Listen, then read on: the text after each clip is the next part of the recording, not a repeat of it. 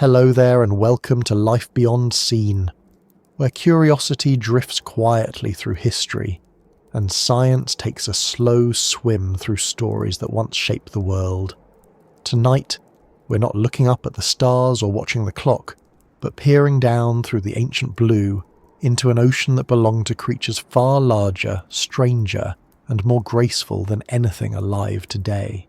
Before the world had whales, before there were seabirds gliding across open skies, the oceans of the Jurassic Period were ruled by giants that did not breathe through gills or sing in pods. They were reptiles that once walked on land and returned to the sea, not as visitors but as its undisputed rulers. It's a curious thought, isn't it? That long before humanity ever dreamed of exploring the deep, the seas already had their own empire and their own monarchs. Where are you listening from tonight? Maybe you can hear the faint hum of the city, or the quiet rhythm of waves somewhere nearby.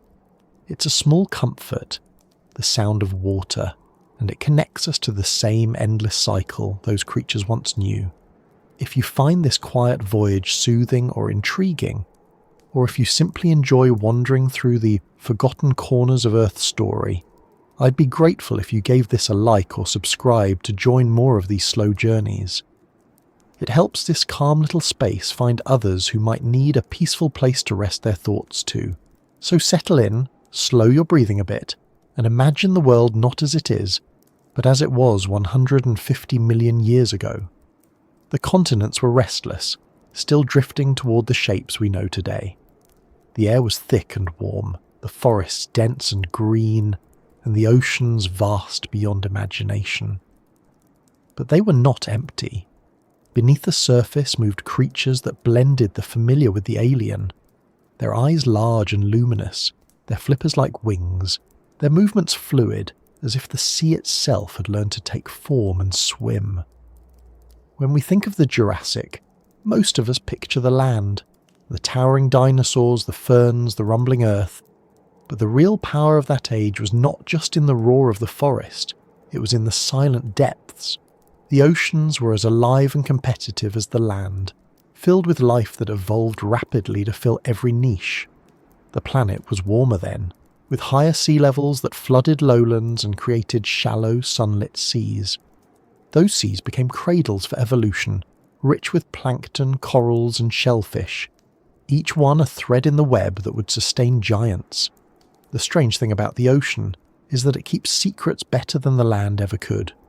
Bones sink, sediment settles, pressure builds, and in time the weight of the water becomes a sculptor, turning living creatures into stone, their shapes preserved but their colours, their movements, their sounds, all lost. When paleontologists uncover those fossils, what they're really unearthing is a record of motion, frozen mid-stroke. A story told in vertebrae and teeth about how life once adapted to the deep. The rulers of those seas were not fish or sharks, but reptiles that had once belonged to the land. Their ancestors crawled out of the water long before, conquered the continents, and then some descendants turned back, as if pulled by the memory of the tide. These returning reptiles were not simple swimmers. Over millions of years they transformed into sleek, fully aquatic beings. They grew streamlined bodies, flippers instead of limbs, and tails designed for speed and grace. Their lungs still demanded air, but they could dive deep and hold their breath long enough to chase prey through the dim light below. At night, the Jurassic seas would have glowed faintly with plankton and the shimmer of countless small fish. Imagine one of those nights, the moon-high, silver light rippling across the surface, and below it, a shadow moves, a vast shape gliding just beneath the glow. It rises, breaks the surface in silence, exhales, and disappears again. That breath belonged to a creature like an ichthyosaur, perhaps 10 meters long, shaped like a dolphin but built from an entirely different lineage. These were the first great swimmers of the Mesozoic oceans, hunters of squid and fish, their enormous eyes adapted to catch light in the deep. To see one alive would have been both familiar and strange, like watching a myth become real. The early ichthyosaurs appeared even before the Jurassic, but by this time they had diversified into dozens of forms. Some were small and quick, darting like swordfish. Others were heavy-bodied and capable of long migrations. Their skin was smooth, their bodies muscular, and some may have given birth to live young at sea, much as whales do today. Fossils found in Germany and England show mothers preserved mid-birth, their tiny offspring halfway into the ancient water, a moment of life frozen forever. It's one of those discoveries that makes deep time feel a little less distant. But they weren't alone out there. Sharing their realm were the plesiosaurs, perhaps the most iconic of the marine reptiles. With long, slender necks, compact bodies, and 4 powerful flippers, they look like nothing that exists today. Their necks were made of dozens of vertebrae, giving them an almost serpent-like flexibility. There's still debate about how they swam, whether they moved their flippers like wings or rode through the water like a turtle. Either way, they were built for silent pursuit, sneaking up on shoals of fish and sweeping them into their jaws with quick sideways strikes. Plesiosaurs inspired countless myths after their discovery. Their fossils gave rise to stories of sea serpents and lake monsters, their outlines strange enough to spark imagination in anyone who found them. But they were real animals, perfectly adapted to their world. Some species were small, only a few meters long. Others stretched over 15 meters, their necks so long that turning sharply might have been difficult. Yet they thrived for millions of years. Their lineage proved that evolution is not bound by human logic. It works with what survives. In contrast, their cousins, the plesiosaurs, went in the opposite direction. Short-necked but massive-headed, they were the powerhouses of the Jurassic seas. Their jaws were lined with conical teeth the size of daggers, and their skulls could reach over 2 meters in length. The most famous, Leopleurodon, might have weighed as much as an orca, and had a bite strong enough to crush bone with ease. Some reconstructions may exaggerate its size, but even conservative estimates leave no doubt it was an apex predator. It hunted other marine reptiles, its own kin among them, and reigned over the mid-ocean ecosystems with unmatched dominance. What's fascinating is how these creatures filled roles that would later be occupied by mammals. Ichthyosaurs were the fast hunters, plesiosaurs the graceful ambushers, plesiosaurs the brute force predators, and ammonites, the spiral-shelled cephalopods, were like the squid and cuttlefish of their day, populating the seas in staggering numbers. The balance of life in those waters mirrored what we see now, but built from entirely different families, as if evolution were retelling the same story with new characters. The ocean, during the Jurassic, was not uniform. There were shallow lagoons near what is now Europe, deep basins farther out, and coral reefs teeming with small organisms. The continents were arranged in such a way that vast inland seas existed, warm and nutrient-rich. Life thrived where sunlight could reach, and where it couldn't, scavengers cleaned what drifted down. Each layer of the water column was alive, from the tiniest plankton to the giants that ruled from above. When you look at a fossil of an ammonite, the spiral is so precise, so mathematical, that it's easy to forget it was once soft and alive. Inside that shell was a creature with tentacles, eyes, and a mind of sorts. They drifted and hunted, and when they died, their shells fell to the seafloor, piling up over time into vast beds. Those shells became part of limestone cliffs, silent records of the life that once floated there. Sometimes, when light hits a fossilized ammonite just right, you can still see traces of the nacre, a shimmer of iridescence from a world that's been gone for 150 million years. The rhythm of those oceans was steady. Reptiles rose to breathe, dove to hunt, rose again. Schools of fish moved like liquid mirrors, reflecting the sun. Predators circled, struck, vanished, and somewhere along the coasts volcanic islands erupted, sending ash that would one day preserve entire skeletons in stone. That ash falling into shallow seas created an environment perfect for fossilization. It's because of such moments that we know so much today. The sea gave life to these giants and then kept their stories hidden until humans learned to read the rocks. It's strange to think how complete those worlds once were.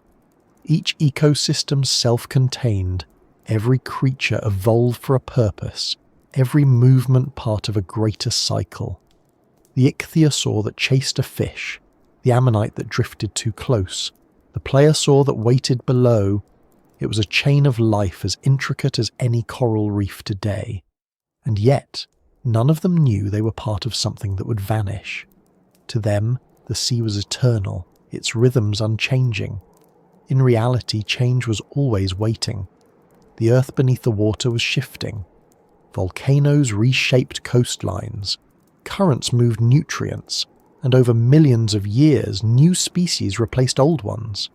Evolution never stopped, not even for the giants. Some lines grew larger, others dwindled, some adapted, others failed to keep pace.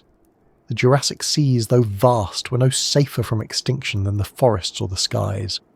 But for now, in this moment of imagination, before we drift further into their rise and fall, picture it again. The moonlight, the surface calm, and below it, the pulse of another world. A pair of plesiosaurs glide silently side by side, their flippers beating rhythmically. Farther down, an ichthyosaur streaks through the dark, chasing a flash of silver. Somewhere in the murk, the heavy silhouette of a plesiosaur turns, slow and deliberate. Above all of it, plankton drift like tiny stars, glowing faintly in the currents. The entire scene is alive with movement, but there's no sound except the muffled heartbeat of the ocean itself. That's the world we're entering. The Jurassic beneath the waves, where reptiles flew underwater and evolution painted in scales instead of feathers. These were not monsters, but survivors, shaped by millions of years of adaptation. They lived, hunted, and died in a sea that has long since disappeared, yet traces of their world remain in cliffs, in stones, and in the bones that surface after eons. And as we move deeper into their story, into the seas where continents drifted and life reshaped itself, we'll start to see how those ecosystems were built from the ground up, how small organisms fed the large, how chemistry and sunlight worked together to sustain the giants, and how the ocean, ever patient, became the great stage for evolution's boldest experiments. Because beneath those moonlit waves, life was learning not just how to swim, but how to rule an entire world without ever setting foot on land again. When the land grew quiet, the ocean began to breathe. It wasn't sudden or dramatic, no single dawn that marked the start of a new world. It happened slowly, as most great changes do over millions of years. The earth was restless beneath its calm surface, its continents drifting apart like slow-moving rafts on molten rock. The air was thick and heavy with moisture, the skies sometimes hazy with volcanic breath. On land, dinosaurs roamed forests of conifers and ferns, their footsteps soft in the mossy soil. But in the oceans, something else entirely was happening. The sea, warm and vast, was coming alive in ways that would redefine the planet's history. It's difficult to imagine the Earth of the Jurassic Period if we start from the world we know now. The map was entirely different. What we call North America and Europe were still partially connected, sharing shallow seas between them. South America, Africa, Antarctica and Australia were still bound together in the great southern continent of Gondwana. The Atlantic Ocean hadn't yet opened.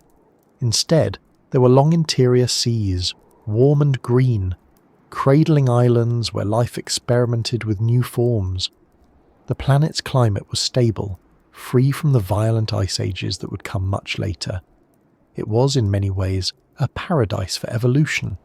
The warmth of the Jurassic wasn't just in the air, it soaked into the seas. There were no polar caps then, no vast sheets of ice to chill the currents. The water circulated freely, spreading nutrients and heat across the globe. Coral reefs flourished, stretching along the coastlines like living fortresses.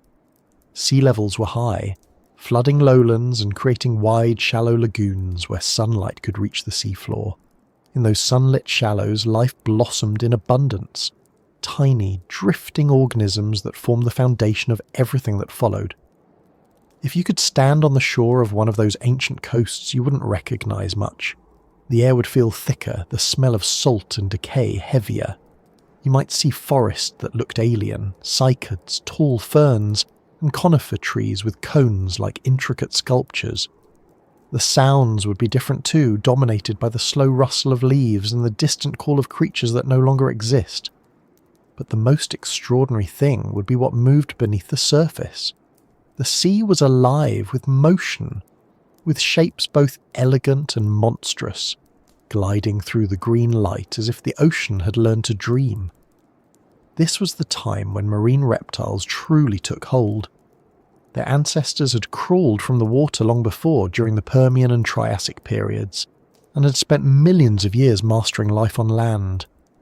Yet, some of them began to return, drawn by the endless space, the abundance of food, and perhaps by something deeper, an evolutionary opportunity too vast to ignore. Once they slipped back beneath the surface, evolution rewrote their blueprints. Their limbs flattened into flippers, their bodies grew streamlined, their lungs grew more efficient. They became creatures of breath and motion, neither fish nor fully terrestrial reptiles, but something new. The transformation wasn't just physical, it was ecological. When these reptiles entered the water, they entered a world already filled with complex life. The Jurassic seas were teeming with invertebrates, ammonites, belemnites, crinoids, brachiopods, and corals, all thriving in a balance that had taken eons to form. There were early sharks, bony fish, and strange ancient relatives of modern rays. Each creature occupied its niche, and together they built an ecosystem as intricate as any rainforest. But when the reptiles arrived, everything began to shift. They were fast, clever, and endlessly adaptable. They hunted fish, squid, and each other. In time, they would dominate the food chain completely. The ocean itself was a teacher. It rewarded efficiency and punished weakness. Reptiles that couldn't keep up with their prey or couldn't breathe efficiently between dives didn't last long. The survivors became specialists. Some grew long necks to snatch fish from the shallows. Others developed powerful tails for bursts of speed. Over generations, natural selection sculpted their bones into sleek, hydrodynamic shapes. The sea demanded perfection, and slowly the reptiles obliged. But while the great predators evolved, the smallest creatures worked unseen, shaping the world in quieter ways. Plankton, though microscopic, were perhaps the true rulers of the Jurassic seas. They drifted in the currents, photosynthesizing sunlight into energy, creating oxygen, and forming the base of the food web. When they died, their tiny skeletons settled on the ocean floor, layer upon layer, building the chalk and limestone that would one day form the cliffs of future continents.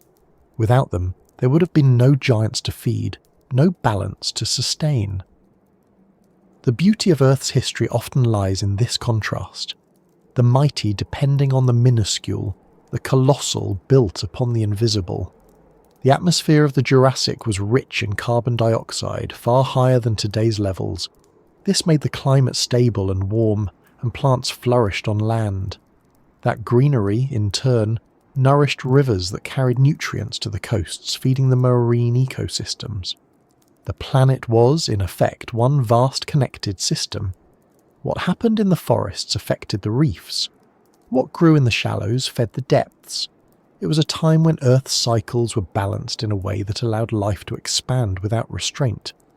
Paleontologists often say that the Jurassic oceans were like an enormous laboratory.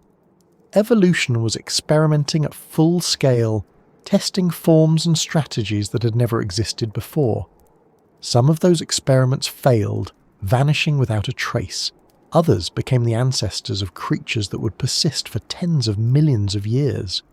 Among these successes were the ichthyosaurs, whose fossils reveal a story of constant adaptation. Early forms looked awkward, with long bodies and broad paddle-like limbs.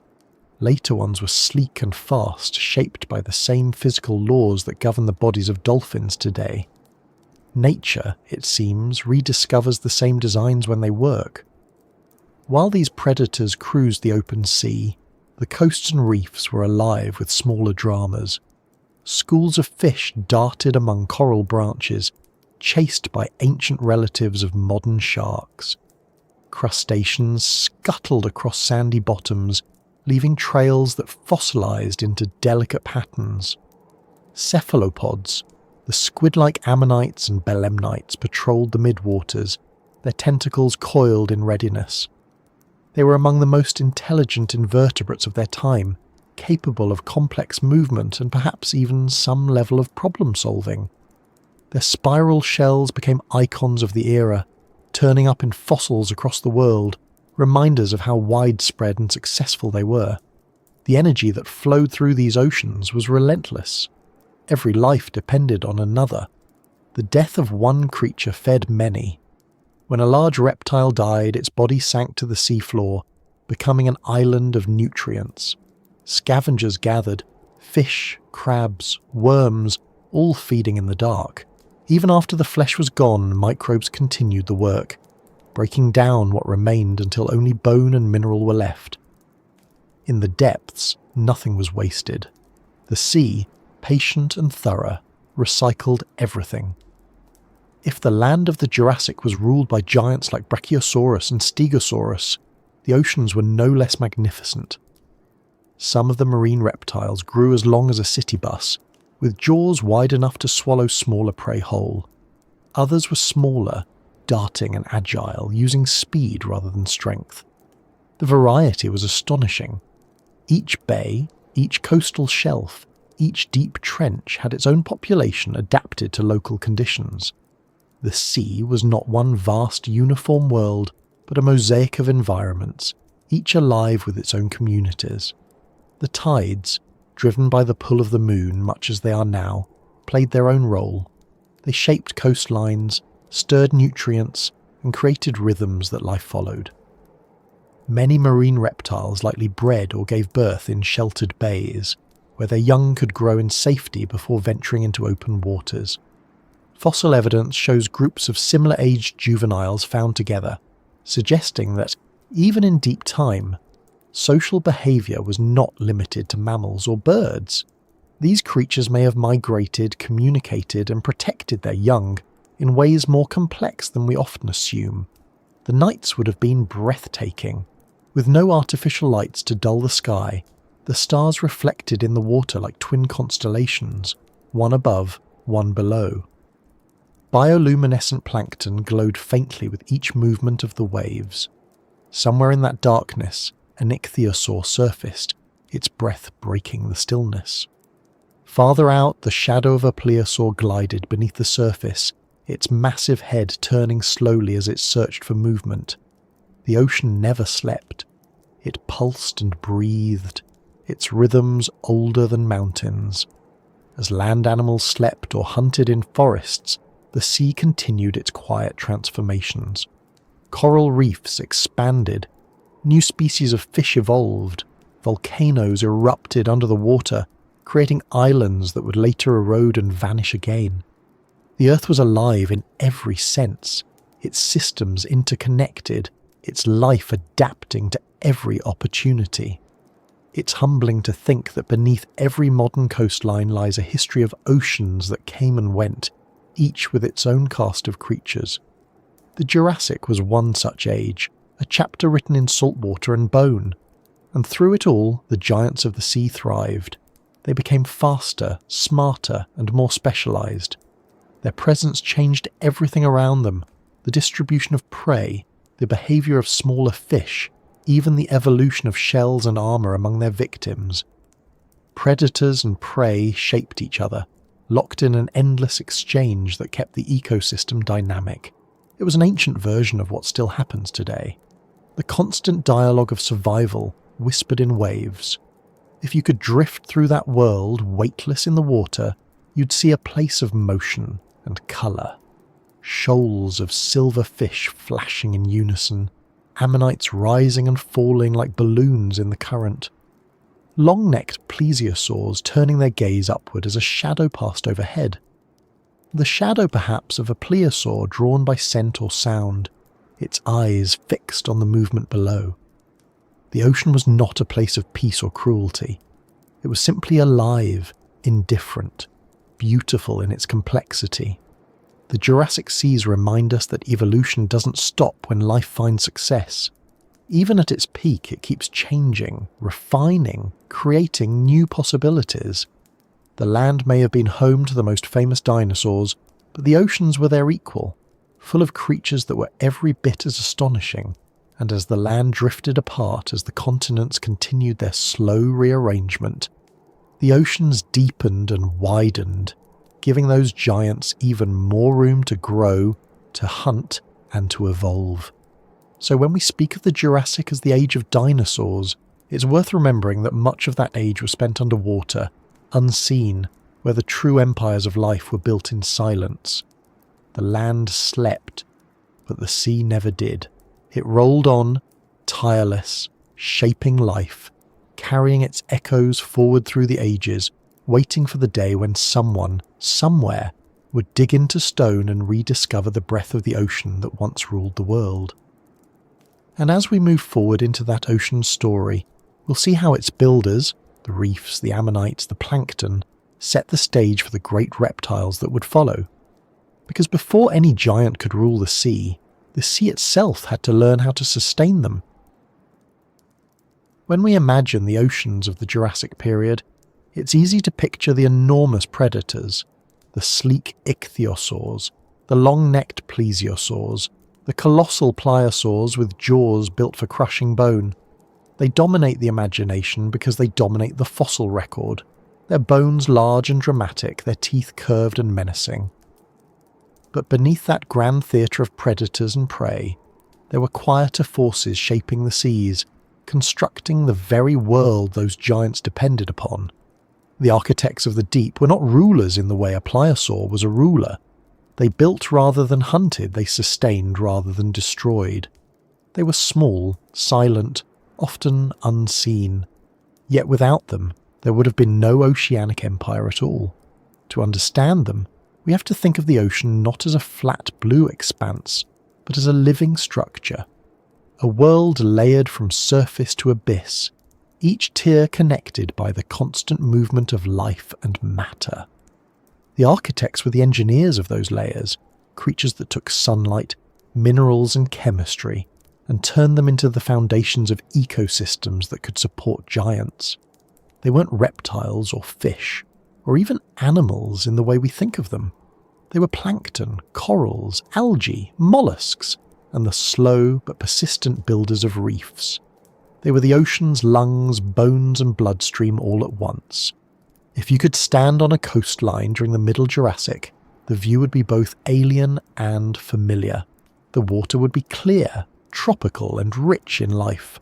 Shallow seas stretched for hundreds of kilometres, turning entire continental shelves into lagoons. In those shallows, corals grew in massive colonies, each tiny polyp building a limestone skeleton that, over generations, formed reefs rivaling any structure built by land animals. They were living fortresses, brimming with movement, fish darting between coral branches, crustaceans burrowing in crevices, soft-bodied creatures hiding in the shadows. These reefs were the lungs of the Jurassic Ocean, filtering water, cycling nutrients and stabilizing ecosystems. But corals didn't work alone. They were part of a larger partnership between animal and algae, a symbiosis that made life in nutrient-poor tropical waters possible. Inside their tissues lived microscopic algae called zooxanthellae, which photosynthesized sunlight and shared the energy with their coral hosts. In return, the coral provided shelter and access to sunlight. Together they turned light into life, fueling reefs that fed countless creatures. It's the same partnership that exists in modern corals today, a bond so ancient and efficient that it has survived hundreds of millions of years of planetary change. Between those reefs, the ocean floor was carpeted with shells. Ammonites, belemnites, bivalves, and gastropods lived and died by the millions. Their shells, when they fell, became sediment, calcium carbonate accumulating over centuries into thick beds that would one day harden into limestone. These shell layers tell stories about the chemistry of the Jurassic Ocean. They show that the seas were saturated with calcium, ideal for shell building. The balance of carbon dioxide in the atmosphere, combined with volcanic activity and warm temperatures, created a world where carbonate rocks formed easily. It was a planet in the middle of one of its most prolific construction projects. Ammonites, perhaps the most famous of these ancient architects, were not merely decorative spirals. They were active participants in marine life. Drifting or swimming in mid-water, they hunted small prey and themselves served as food for larger creatures. Each time one died, its shell sank, and in death it continued to shape the ocean floor. Their abundance was staggering. In some fossil deposits, millions of ammonite shells are packed together, forming layers that stretch across continents. It's hard to imagine that much life, that much death, compressed into stone, but it reminds us that the stability of the Jurassic seas was built on an endless cycle of creation and collapse. Above the reefs and shell beds floated the plankton, the true foundation of everything. Plankton are small, often invisible to the naked eye, but they control the chemistry of the oceans. In the Jurassic, plankton were evolving rapidly. Coccolithophores, tiny algae covered in calcium carbonate plates, appeared in abundance. Their remains formed the chalk that would later build white cliffs millions of years after their extinction. Diatoms, with their glass-like shells of silica, were emerging as well, though they would dominate later in the Cretaceous. These organisms drifted near the surface, absorbing sunlight and releasing oxygen, the same oxygen that reptiles, fish and mammals would one day depend on. When plankton bloomed, the entire ocean responded. Their growth attracted zooplankton, tiny drifting animals that fed on them, which in turn attracted fish, squid and larger predators. The surface waters became an invisible factory, converting light into biomass that fed the depths. And when plankton died, their remains sank, carrying carbon down into the deep sea. This slow rain of organic material acted like a global recycling system, regulating the planet's atmosphere and storing carbon in sediments that would one day become rock. Even today, the oceans still perform this service. The Jurassic seas were perfecting a system that would keep Earth habitable for millions of years. If you followed one of those sinking particles to the bottom, you'd find an entirely different world. The seafloor during the Jurassic was covered with fine sediment, a soft, shifting landscape inhabited by worms, crustaceans and burrowing mollusks. These animals were the recyclers of the deep, breaking down organic matter and releasing nutrients back into circulation. Their tunnels and feeding traces still appear in the rocks today as delicate patterns known as trace fossils. They're small, easy to overlook, but they're evidence of a constant, invisible labour, the maintenance of the ocean's health. The Jurassic oceans were not uniform. They changed from coast to coast, depth to depth. In some regions, water was shallow, warm, and full of light. In others, deeper and darker zones formed, where fewer nutrients reached and life adapted to scarcity. In those deep basins, giant ammonites may have drifted like ghostly balloons, their shells faintly reflecting the last traces of sunlight. Farther below, near the seafloor, bacteria and other microorganisms thrived on chemical energy rather than sunlight, breaking down sulfur compounds from volcanic vents. These microbial communities were among the most ancient forms of life, persisting even as new, more complex ecosystems evolved above them. In many ways, the ocean itself was a kind of organism, self-regulating, self-renewing, constantly exchanging energy and matter between its parts. The architects of the deep were not individuals but processes. Coral reefs built habitats, plankton fueled food webs, decomposers cleaned the remains. Every creature, no matter how small, played a part in keeping the vast system stable. Even the great reptiles depended on this balance. Their food, fish, squid and other marine animals, owed their existence to the invisible work of plankton and coral. The ocean's architecture wasn't built in stone, it was alive, moving, and endlessly reassembled. Volcanic activity also shaped the marine environment. Underwater eruptions released minerals into the sea, feeding blooms of life. Iron, sulfur, and phosphorus from these sources acted as fertilizers, promoting growth in regions that might otherwise have been barren. At the same time, tectonic movements raised new seamounts and islands, creating fresh habitats for corals and algae to colonize. The planet was constantly remodeling itself, and life was quick to take advantage. Every geological shift was an opportunity for biological innovation. The relationship between the ocean's builders and its destroyers was delicate. Too much volcanic gas, and the water could turn acidic, dissolving shells and suffocating reefs. Too much heat and oxygen levels dropped, driving some species to extinction. But through it all, life persisted. The adaptability of the ocean's architects was remarkable. When conditions changed, they adjusted. Corals grew in new places, plankton evolved new shells. The system absorbed shocks and continued. This resilience is one of the most striking lessons from the Jurassic seas. Life, once established, doesn't just endure, it engineers its own survival. When we look at fossilized reefs or layers of limestone today, what we're really seeing are monuments to cooperation. Every shell, every coral skeleton, every plankton plate is a record of life working in concert with chemistry and sunlight. The giants that swam above those structures owed their existence to billions of organisms that lived and died unseen. The beauty of the Jurassic Ocean wasn't just in its predators, it was in its architecture, the vast interconnected web of creation that supported everything. Imagine diving into those waters, feeling the warmth, the clarity, the abundance. You'd pass through layers of plankton clouds, see shoals of fish moving like shifting silver walls, and beneath them, reefs that stretched for kilometers. You might catch glimpses of ammonites spiraling upward, their shells glinting faintly. You might see plesiosaurs cruising overhead, their shadows falling across coral towers.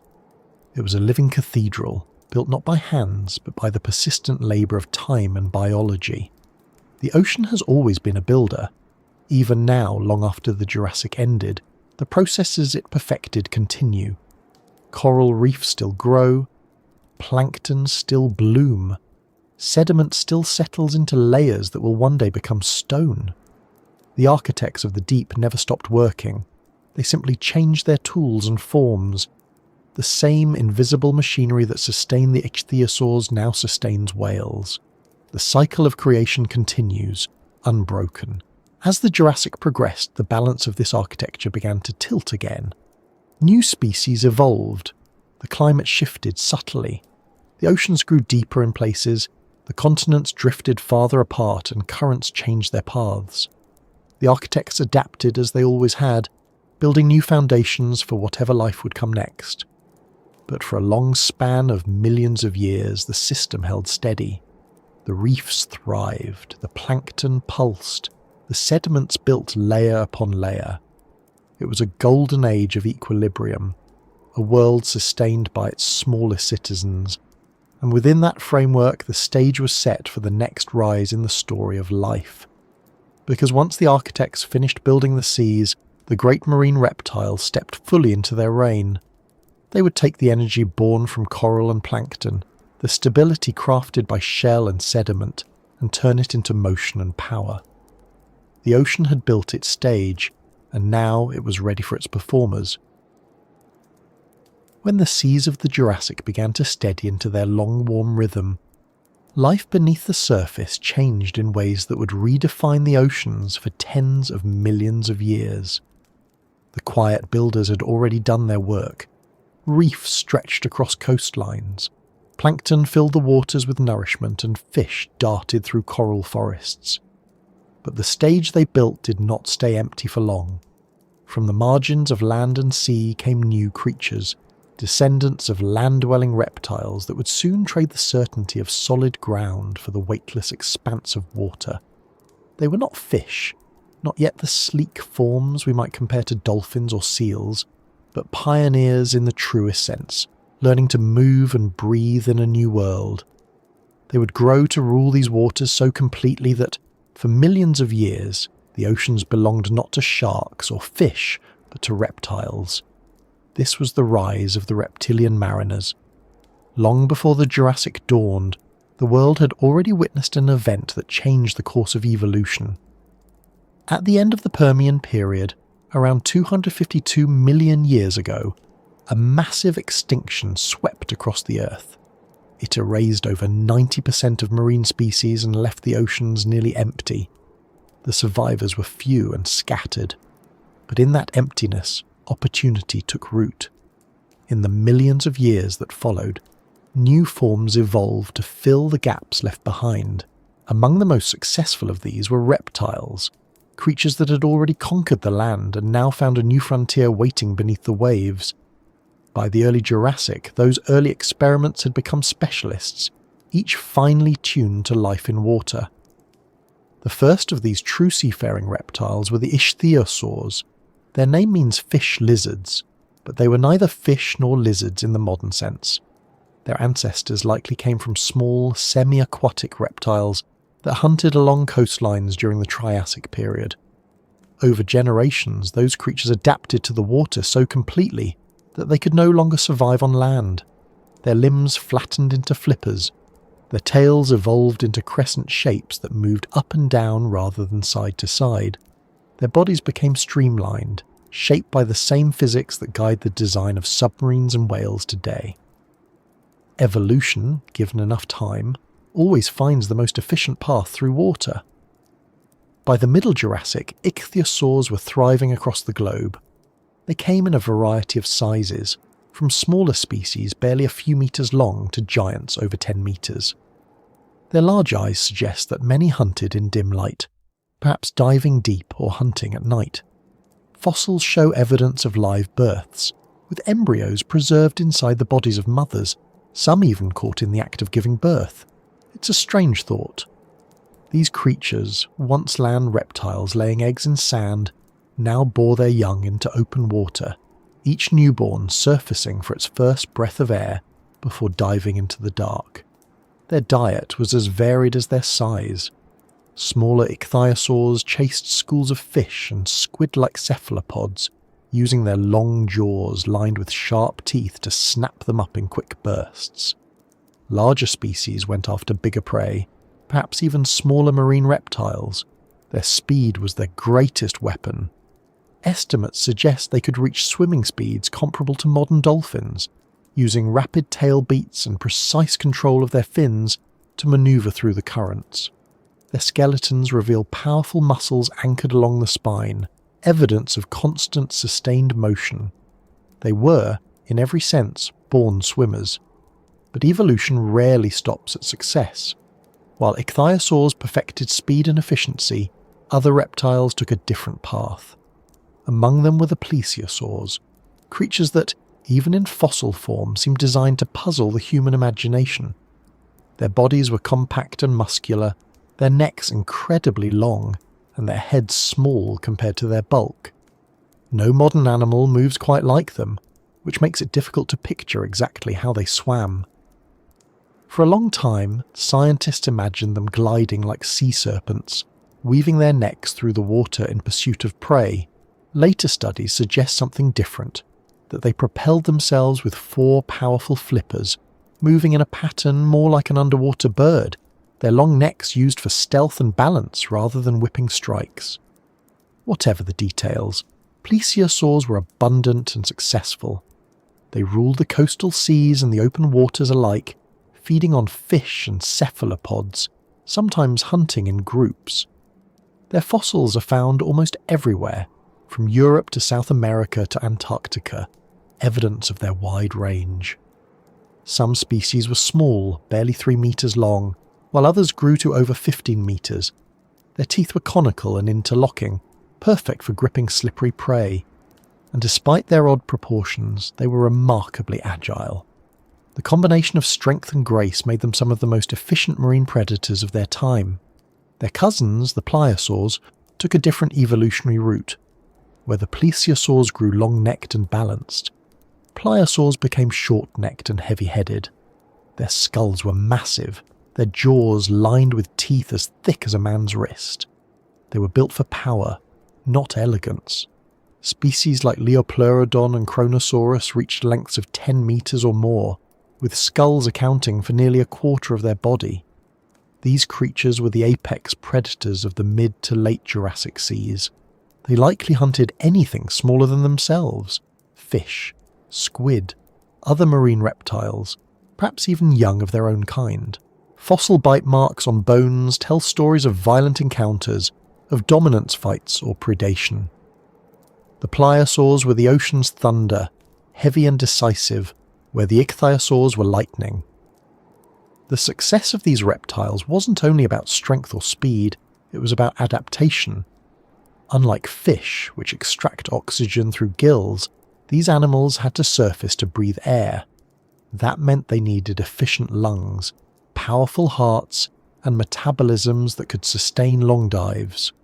Their nostrils sat high on their heads, allowing them to breathe without exposing much of their bodies. Some species may have been warm-blooded, their metabolisms elevated enough to maintain body temperature in cooler waters. Evidence from bone structures suggests high growth rates and constant activity, traits that fit well with a warm-blooded physiology. If true, it would mean they shared more in common with birds and mammals than with the cold-blooded reptiles we often imagine. Their senses were equally impressive. Ichthyosaurs had enormous eyes, larger than any land animal of their time, protected by bony rings to withstand deep water pressure. These eyes gave them exceptional vision, especially in low light. Plesiosaurs and pliosaurs had forward-facing eyes that may have provided depth perception for hunting. Their inner ear structure suggests they could detect subtle vibrations, useful for locating prey or sensing danger. In every way, evolution was refining these creatures to become perfect citizens of the sea. But the rise of the reptilian mariners was not without cost. The competition for resources was intense. With so many large predators sharing the same ecosystems, every advantage mattered. Some ichthyosaurs became specialists, hunting small fish in coastal shallows. Others evolved to pursue prey in the open ocean. The plesiosaurs diversified into several lineages, each adapted to slightly different environments. Pliosaurs grew larger and more dominant, pushing smaller species into new niches. It was an evolutionary arms race, one that drove constant change and innovation. The ocean's balance depended on more than predators, though. The reptilian mariners were part of a larger web.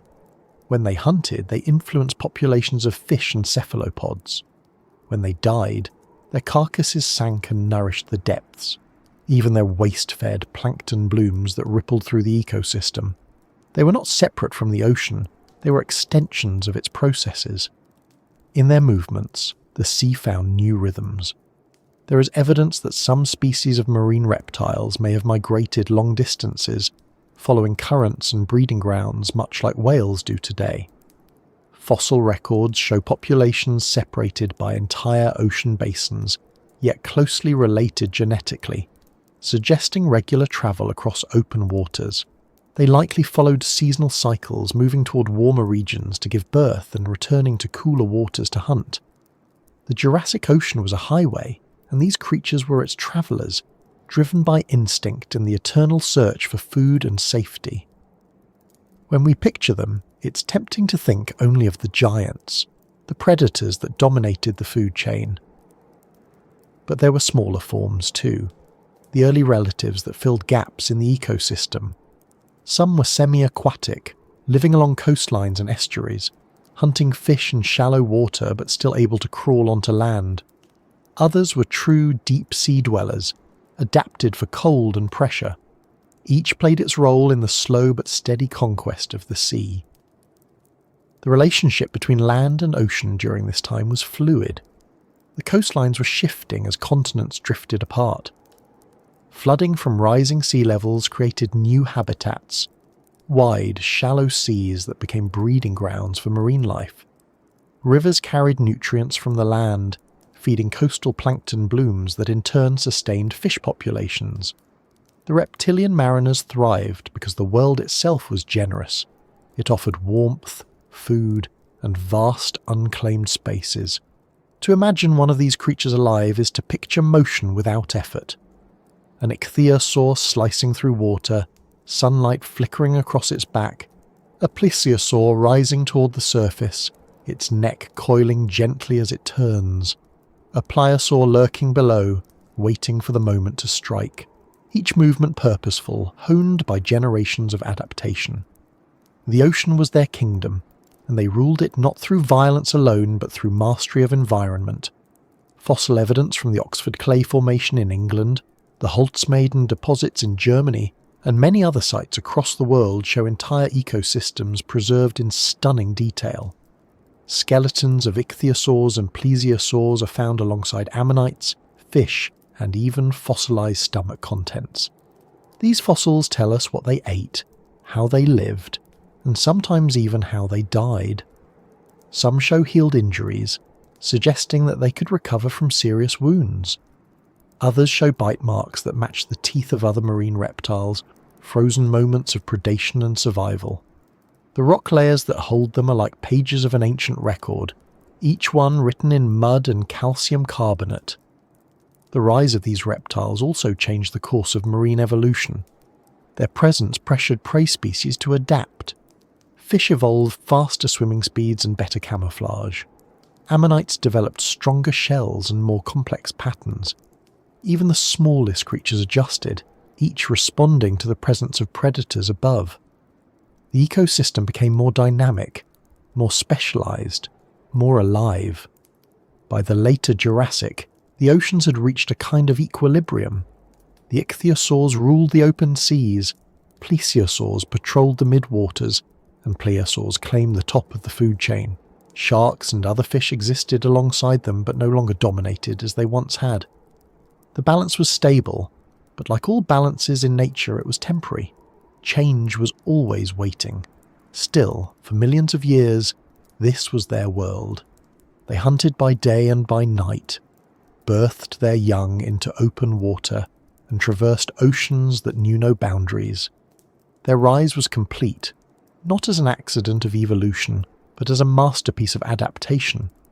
They had transformed from land reptiles into masters of an entirely new realm, and as they swam through those ancient seas, the builders below, the corals, the plankton, the shell makers, continued their work, sustaining the system quietly as the great mariners passed above them. The story of life in the Jurassic Ocean is not just one of dominance but of balance.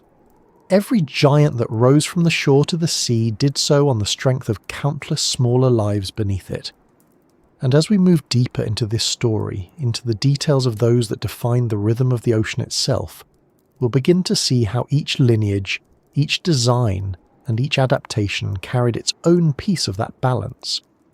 Because in the Jurassic world, no ruler ever reigned alone. The ocean itself was the throne, and every creature was part of its endless tide. The ocean during the Jurassic period was not a quiet place, but it was a graceful one.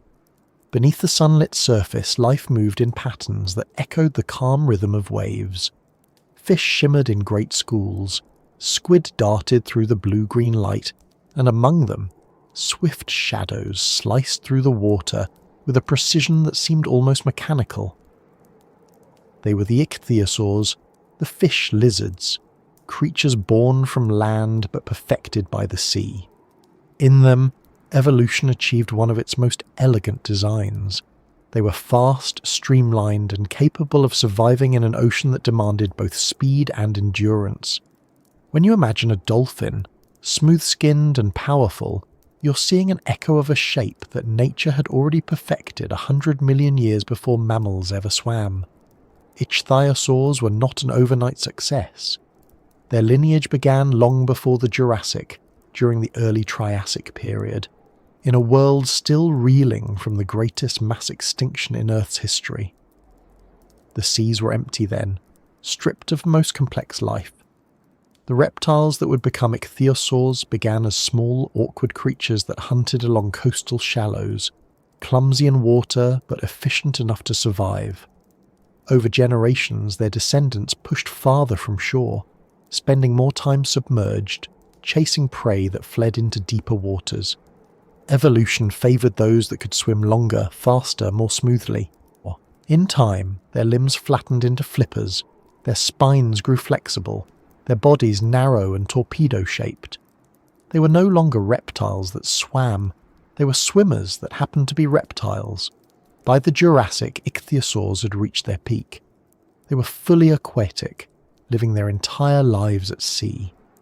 The larger species, such as Temnodontosaurus and Ophthalmosaurus, could reach lengths of 8 to 10 metres, though others were smaller and faster.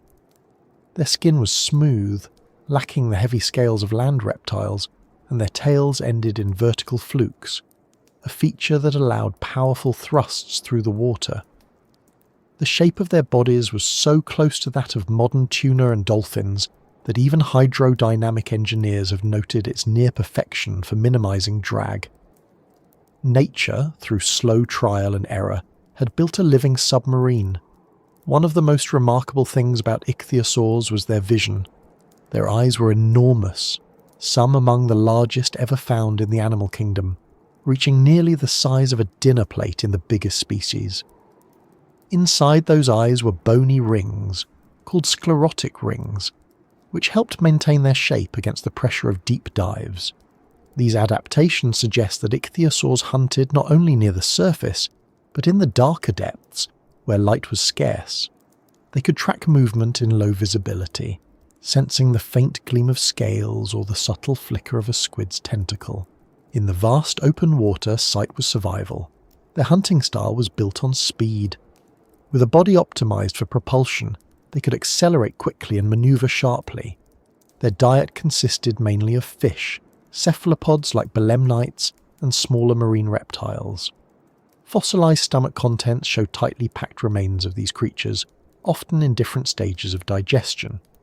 Some ichthyosaurs even show evidence of specialized diets, with tooth shapes varying by species, some narrow and pointed for gripping slippery prey, others more robust for crushing shells.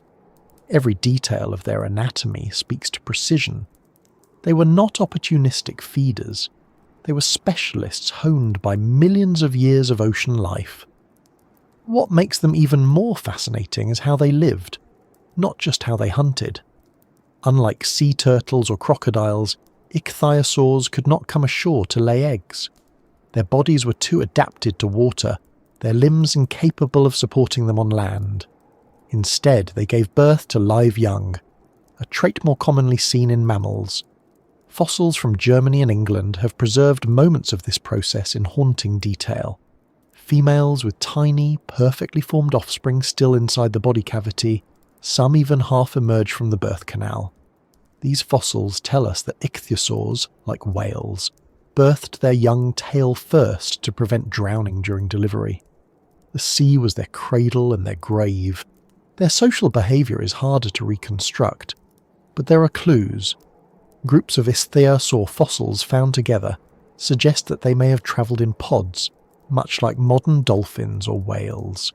Living in groups would have offered advantages: cooperative hunting, protection from predators, and perhaps even complex communication. While we can't know what sounds they made, their anatomy hints at the possibility of vocalization. Air cavities within their skulls could have amplified sound, and their large inner ears suggest sensitivity to underwater vibrations. In a vast and often dark ocean, sound may have been as important as sight. Breathing was another crucial part of their existence. Like all air-breathing reptiles, they needed to surface regularly.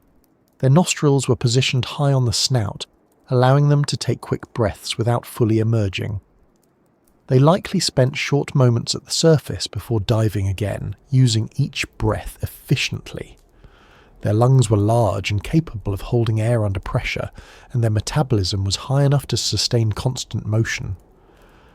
Some scientists believe ichthyosaurs were warm-blooded, able to maintain stable body temperatures even in colder waters.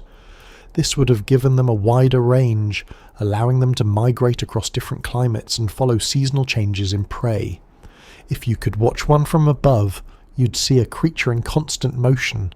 It would surface with a quiet exhale, a faint spray of mist against the morning light, then dive in a graceful arc. Its movements would be rhythmic and efficient, its flippers steering with tiny adjustments, its tail driving it forward. Beneath it, schools of fish scattered in silvery bursts. Sometimes smaller ichthyosaurs would accompany larger ones, perhaps juveniles staying close for protection. Life in the ocean demanded cooperation, and even among predators, there was a shared rhythm, a balance between motion, hunger, and rest. Their reproduction and growth reveal even more about their world. Young ichthyosaurs grew rapidly, reaching maturity within a few years. Their skeletons show growth rings like those in trees, marking periods of abundance and scarcity. This pattern suggests that their populations were sensitive to environmental changes, responding quickly to shifts in temperature or food availability. Their ability to adapt may explain why they flourished for so long. From the early Triassic to the late Cretaceous, ichthyosaurs persisted for over 150 million years, surviving multiple extinctions and climate fluctuations. Few lineages in Earth's history have shown such endurance. Despite their success, they were not invincible. The same evolution that produced them also produced competition. By the Middle Jurassic, other marine reptiles were rising. The plesiosaurs with their long necks and the pliosaurs with their massive jaws. Sharks and bony fish were also diversifying. Ichthyosaurs, once the dominant hunters, began to face new pressures. Some species specialized further, growing larger to take on bigger prey, while others became smaller and faster to exploit new niches. Evolution rewards adaptation but punishes stagnation, and the ichthyosaurs had to keep changing to survive. One of the most famous fossils ever discovered, from Holzmaden in Germany, shows an ichthyosaur with fish remains in its stomach, surrounded by the soft imprint of its skin. The detail is extraordinary. You can see the texture of the body outline, the curve of the tail fin, even the folds of the flippers. This fossil, preserved in dark shale, captures a moment that has been untouched for nearly 200 million years.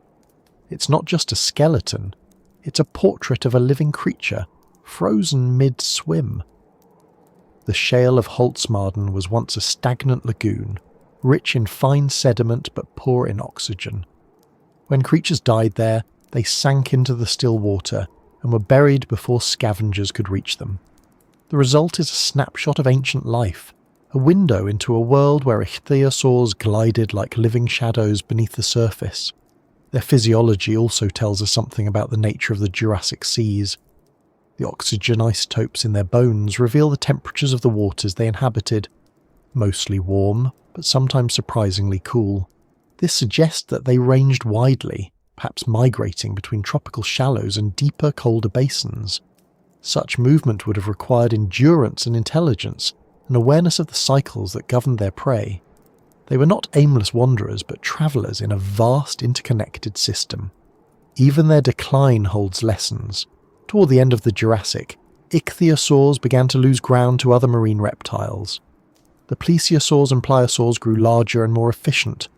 New species of fish appeared, better adapted to escaping swift predators. The ocean's balance shifted again.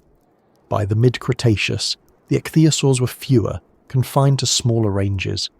Their final extinction, around 90 million years ago, was quiet, unmarked by a single catastrophic event. They simply faded as conditions changed. The seas cooled, new predators emerged, and the evolutionary path that had carried them so far finally reached its end. But their legacy didn't vanish. The principles that shape their bodies, the streamlined form, the deep-diving eyes, the live births, would appear again in different creatures. Evolution reuses its best ideas. When whales evolved tens of millions of years later, they followed a similar path. Land mammals returning to the sea, reshaping their limbs into flippers, their spines into flexible wave-driving engines. The resemblance is not coincidence, but convergence. Both ichthyosaurs and whales solved the same problem, how to move efficiently through water while breathing air, and found the same answer. If you imagine standing on a rocky Jurassic shoreline, the world around you humming with heat and salt, you might see the surface of the ocean break in a quiet plume of spray. A sleek shape arcs upward, glistening for an instant before slipping back beneath the waves. Then another follows, and another, until the water ripples with motion. For a moment it looks almost modern, as though dolphins were passing by. But these are the swift shadows of another age, creatures whose time has long ended, but whose form remains in everything that still moves through the sea today. And as we continue to follow the story of the ocean's rulers, the ichthyosaurs give way to others, the elegant hunters with long necks and patient movements, the ones that glided rather than sprinted, that waited for prey rather than chased it. Because in the grand balance of the Jurassic seas, speed was only one path to mastery. The next belonged to grace. The surface of the Jurassic Sea shimmered with the soft light of a sun filtered through layers of plankton and drifting clouds. From above, everything looked calm, endless, even still. But beneath that calm was a world of motion. Fish moving in tight formations, cephalopods spiralling in bursts of ink, and slow, deliberate shadows gliding through the water with a rhythm that seemed almost meditative. These were the plesiosaurs, the serpents of elegance, the long-necked rulers of the Jurassic oceans. They did not chase their prey with blinding speed like ichthyosaurs, nor did they crush bones with brute force like the plesiosaurs that shared their lineage. Instead, they swam with the precision of dancers, their four flippers moving in perfect coordination, carving paths through the water with calm, tireless strength. They were unlike any creature before them, and unlike anything since. Plesiosaurs were a design that seemed to defy logic, a combination of features that appeared contradictory at first glance. Their bodies were short and wide, built for buoyancy rather than speed. Their necks, however, were astonishingly long, some stretching to 7 or 8 meters in length, composed of more than 70 vertebrae. Their heads were small, their jaws slender, and armed with rows of interlocking teeth. To see one alive would have been to witness a body both powerful and delicate, a shape that balanced grace with control. No modern animal swims the way a plesiosaur did. Evolution had invented something unique, and for millions of years it worked perfectly. Their story began in the early Jurassic, rising from the same evolutionary wave that produced the plesiosaurs and other marine reptiles. Both groups shared a common ancestor, an ancient reptile that had once moved between land and sea, experimenting with aquatic life. From that ancestor, evolution split its designs into 2 directions, one toward power, the other toward precision. The plesiosaurs became the powerhouses of the ocean, their necks shortening, their heads growing massive, their jaws armed for ambush. The plesiosaurs went the opposite way. Their necks lengthened, their bodies became more stable, and their flippers evolved into instruments of near-perfect balance. The way they swam has long puzzled scientists. For years, it was assumed that they moved like modern reptiles, perhaps using their flippers alternately, paddling through the water like turtles. But as studies of their bones and muscle attachments grew more detailed, a clearer picture emerged. Plesiosaurs likely used all 4 flippers in unison, moving them in figure-8 patterns much like a penguin or a sea turtle in flight. Their motion wasn't a simple back-and-forth stroke, but a continuous rotation, generating lift and thrust with each movement. It gave them incredible control, allowing them to hover, turn and glide with remarkable stability. In the slow, dense medium of seawater, that control was power. They didn't need speed to dominate, they needed precision. Their long neck served as both an advantage and a mystery. For a long time, paleontologists debated how such an appendage could function efficiently in water. A neck so long could create drag, slowing the animal down. But nature doesn't waste energy without purpose. The prevailing theory is that the neck allowed plesiosaurs to approach prey stealthily. Instead of moving their whole bodies toward a fish or squid, they could extend the neck forward while keeping the rest of their body still, avoiding the vibrations that would alert their target. The small head could dart forward quickly, snapping up prey before the victim even realized it was being hunted. This hunting style would have made them masters of ambush in calm, shallow seas. Their diet reflected this method of hunting. Stomach contents preserved in fossils reveal small fish, belemnites, and sometimes crustaceans, prey small enough to be swallowed whole. Their jaws were designed more for gripping than crushing, lined with needle-like teeth that meshed like a zipper. Some species had slightly broader teeth, suggesting a more varied diet, perhaps including soft-bodied creatures or scavenged remains. The plesiosaurs didn't need to overpower their prey. They only needed to be patient, silent, and precise.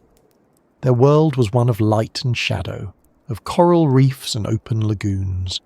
The Jurassic seas were warm, often shallow and filled with life. Schools of fish moved like living mirrors, reflecting the sun's rays in dazzling patterns.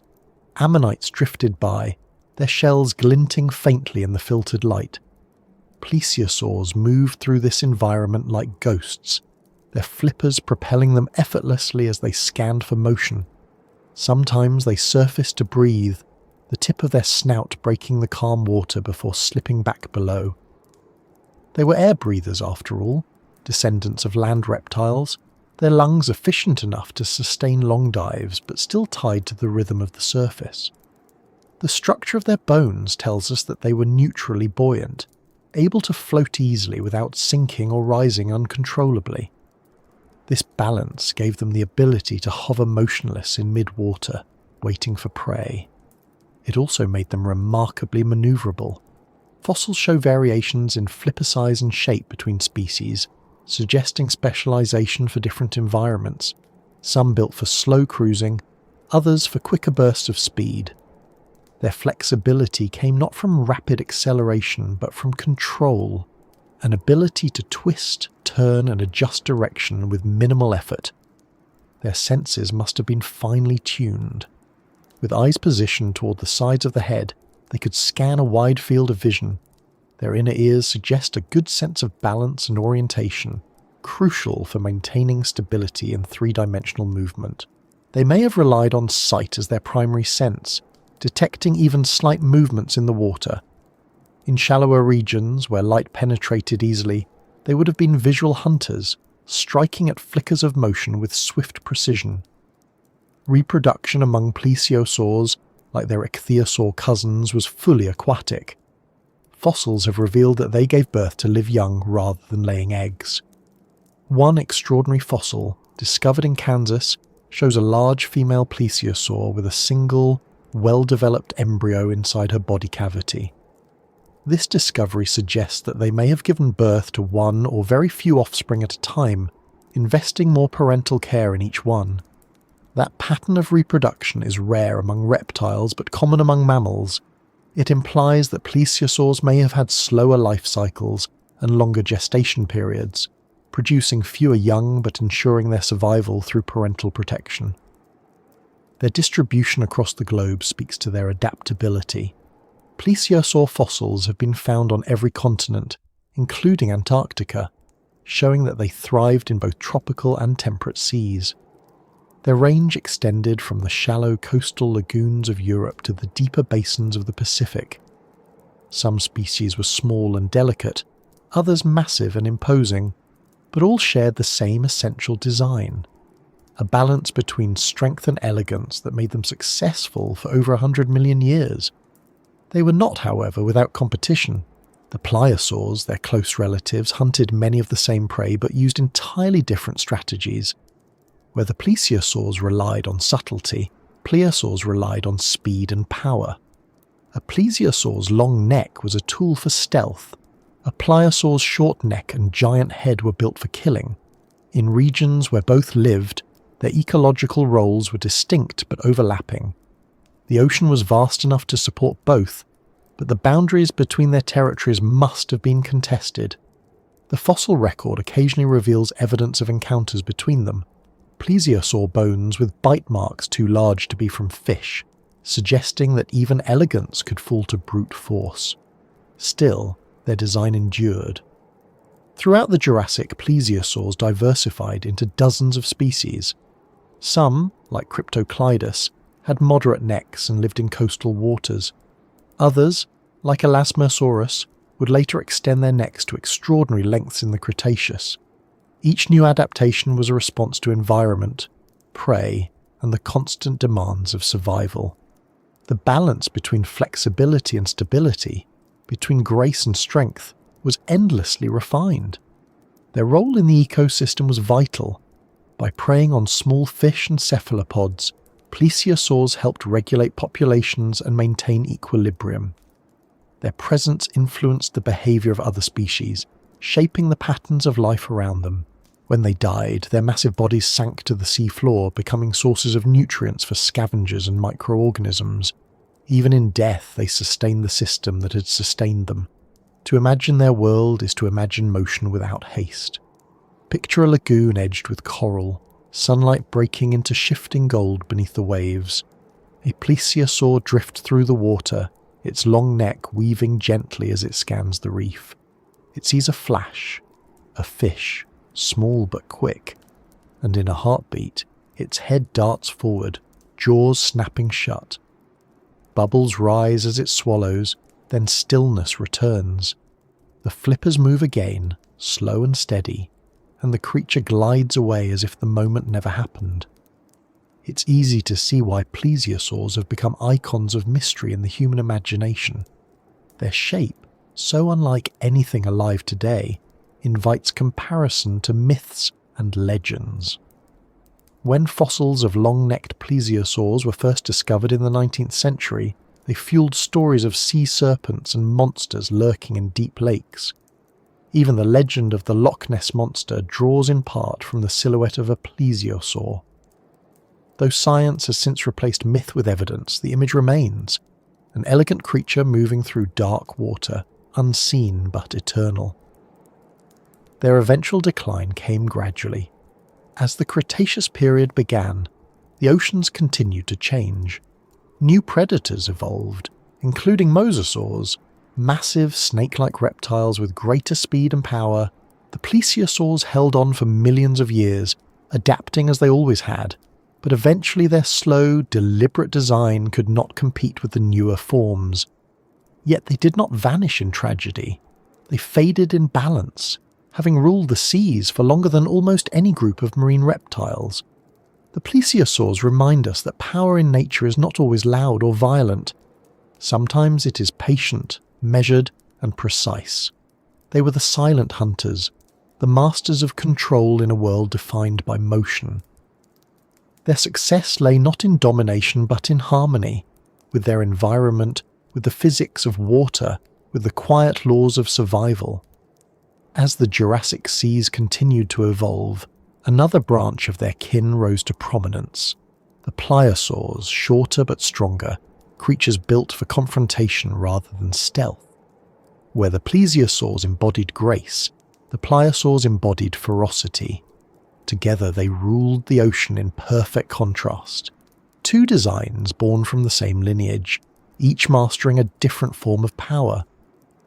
And as we follow that transformation, the serenity of the plesiosaurs begins to give way to something far more formidable. The titans of the abyss, whose reign would mark the height of the ocean's might. The calm seas of the Jurassic were deceptive. Beneath their bright surface, beyond the coral gardens and drifting schools of ammonites, deeper in the open waters where light began to fade and the pressure pressed harder against every living thing, there moved creatures of enormous strength and terrifying precision. They were the plesiosaurs, the short-necked cousins of the plesiosaurs, the apex predators of their time, and some of the most formidable hunters the oceans have ever known. If the plesiosaurs were the serpents of elegance, all poise and patience, then the plesiosaurs were the titans of the abyss, built for power, acceleration, and dominance in a world where size and speed meant survival.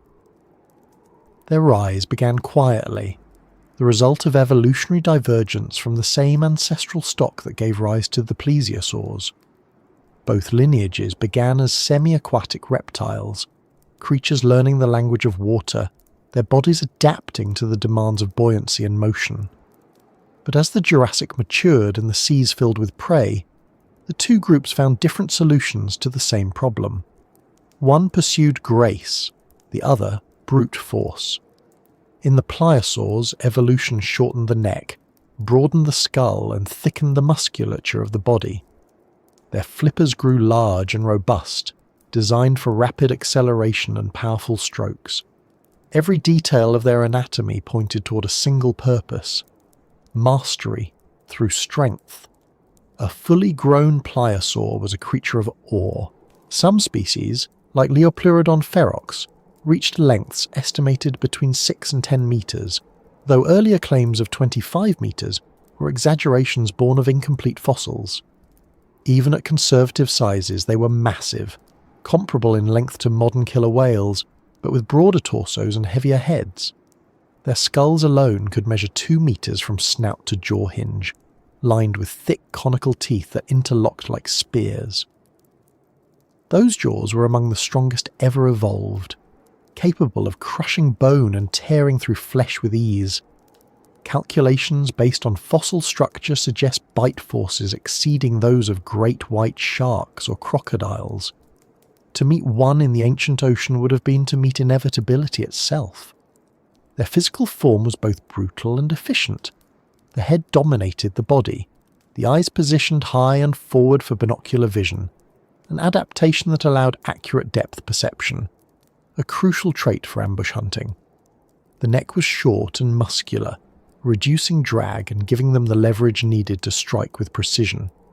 The torso was compact but dense with power, housing the muscle attachments necessary for long-distance pursuit and sudden bursts of speed. Their 4 flippers worked in coordinated thrusts, propelling them forward with remarkable stability. Unlike the endless wriggling of ichthyosaurs, the plesiosaur swam with measured force, each stroke deliberate, each movement conserving energy until the moment of attack. Their hunting strategies were likely varied. Some plesiosaurs may have patrolled deep water channels, rising suddenly to strike prey from below. Others stalked coastlines, lurking in murky shallows where fish and smaller reptiles gathered. Fossil evidence shows that their prey included ichthyosaurs, smaller plesiosaurs, large fish, and cephalopods. In some cases, plesiosaur teeth have been found embedded in the bones of other marine reptiles, a grim signature of their dominance. They did not specialize in one kind of prey. They were opportunistic top predators, capable of taking almost anything within reach. The sheer power of their jaws can be imagined through comparison. The skull of Kronosaurus, a later Cretaceous relative, bears massive anchor points for jaw muscles, suggesting a bite strong enough to crush the shells of large ammonites or the bones of marine reptiles. Each tooth could reach 30 centimeters in length, slightly curved, perfect for gripping and tearing. When they bit down, there was no escape. The suction of the closing jaws, combined with the strength of their neck muscles, would have created an unstoppable grip. Once caught, prey would be shaken violently, broken by the torque rather than the teeth alone. Their senses matched their physical prowess. The size and structure of their eye sockets indicate good vision, even in dim light. The placement of the eyes slightly elevated would have allowed them to keep part of their body hidden below while tracking movement above. Their inner ears suggest sensitivity to low-frequency vibrations, useful for detecting the motion of large prey at a distance. Unlike sharks, they lacked electroreception, but their other senses compensated. They were visual hunters in an age before whales and dolphins, using precision rather than sonar. Fossil evidence from sites like the Oxford Clay in England provides remarkable detail about their environment. These layers of sediment, laid down in shallow seas around 160 million years ago, preserve the remains of entire marine ecosystems, ammonites, belemnites, fish, and the bones of marine reptiles scattered together. In some deposits, skeletons of plesiosaurs rest near their likely prey, a silent record of predator and victim preserved in the same ancient mud. The water here was rich with life, but also with competition. Every tier of the food chain was filled. The presence of such predators meant that every other creature, from the smallest fish to the swiftest ichthyosaur, lived under constant tension. The ocean was vibrant, but it was never safe. Unlike their long-necked relatives, plesiosaurs were not creatures of delicate movement. Their hunting was fast and violent, a calculated explosion of energy. One moment they would glide almost motionless through the water, the next they would lunge with astonishing speed.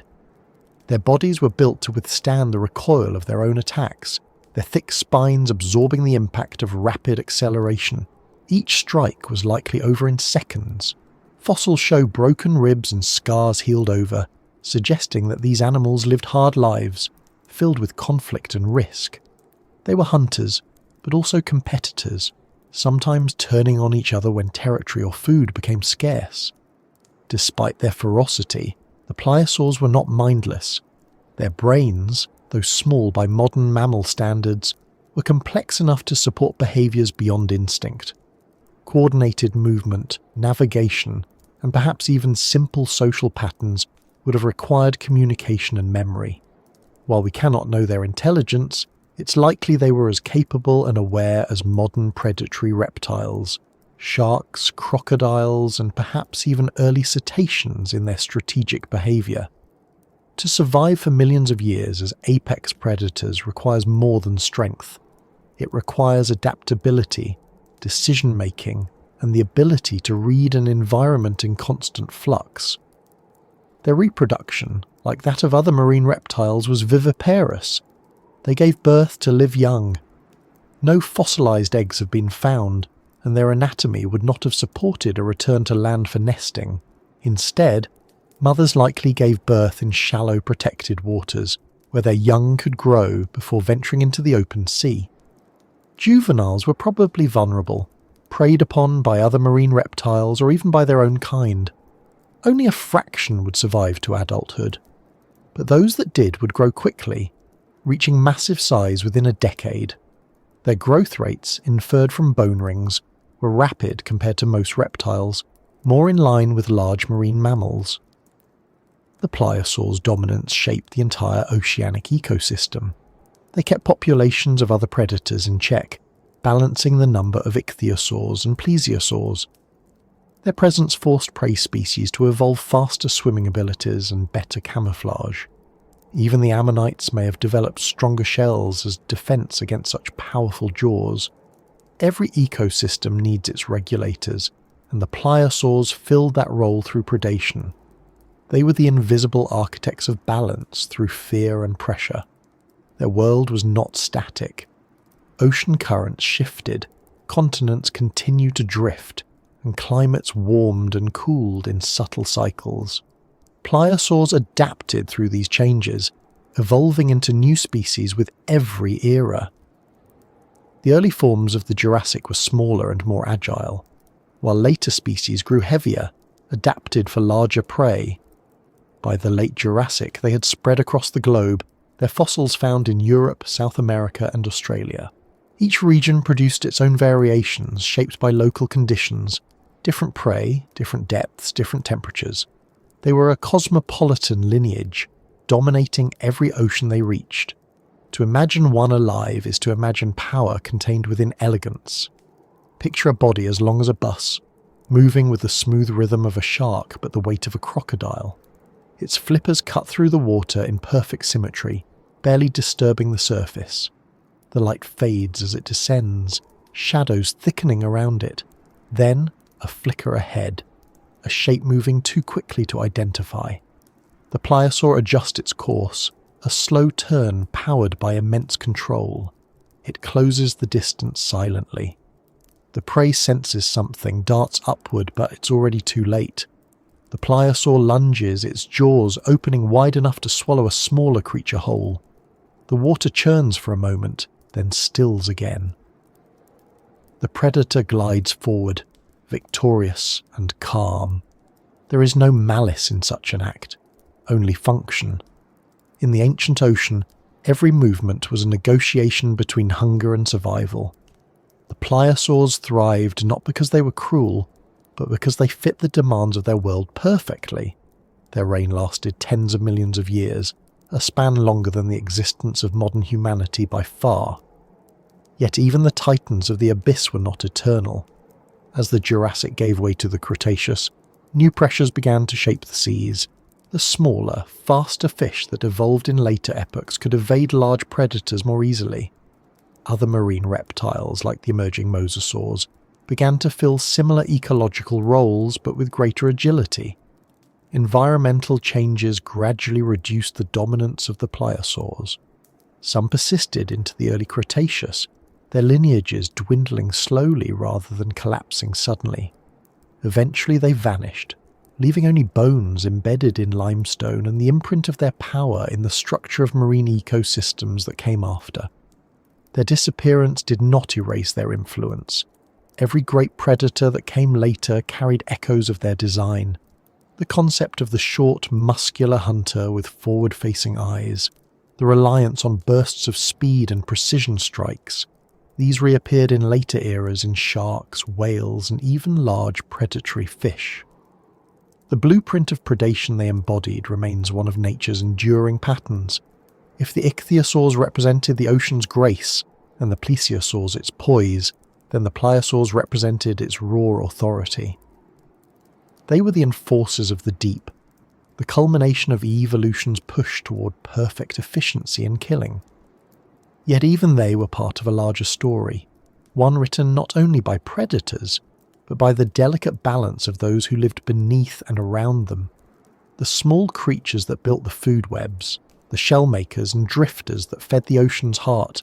And as we move forward through this story of the Jurassic seas, the focus shifts once more, from the power of muscle and bone to the quiet persistence of the smaller lives that shaped the environment itself.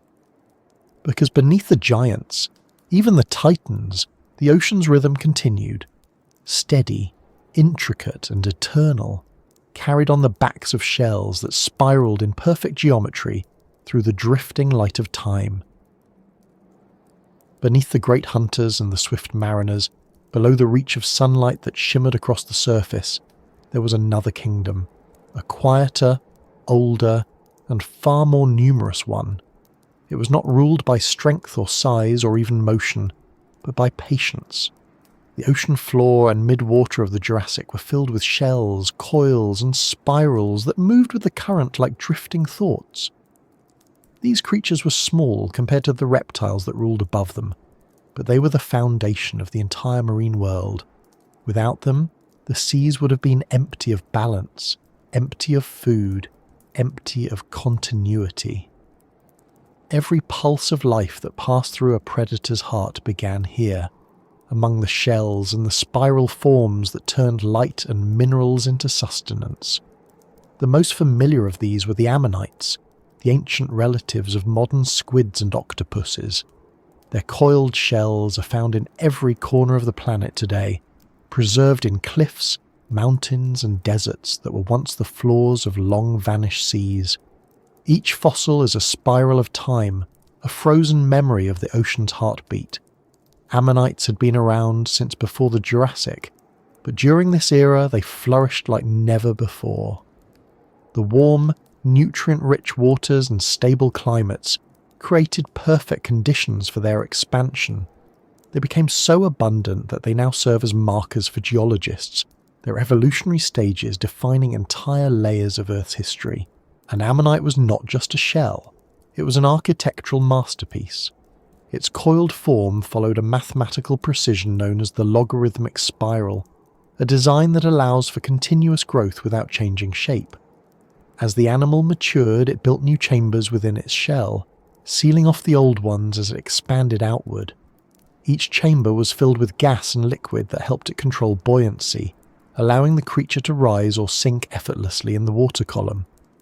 The body itself occupied the outermost chamber, extending tentacles into the open water in search of food. It was a perfect balance between form and function, beauty and necessity. They were cephalopods, members of the same group as squids, cuttlefish, and nautiluses. Like their modern relatives, ammonites were intelligent for invertebrates, with complex nervous systems and good eyesight. They used jet propulsion to move, drawing water into their bodies and expelling it through a funnel-shaped organ called a siphon. This gave them quick bursts of speed, useful for escaping predators or chasing prey. But unlike squids, they were encumbered by their shells, their agility limited by the weight and drag of their spirals. Instead of relying on speed, they relied on strategy. They hovered in mid-water, drifting among the plankton, waiting for small creatures to come within reach of their tentacles. The diversity of ammonites during the Jurassic was astonishing. Some species had tight symmetrical coils, smooth and streamlined.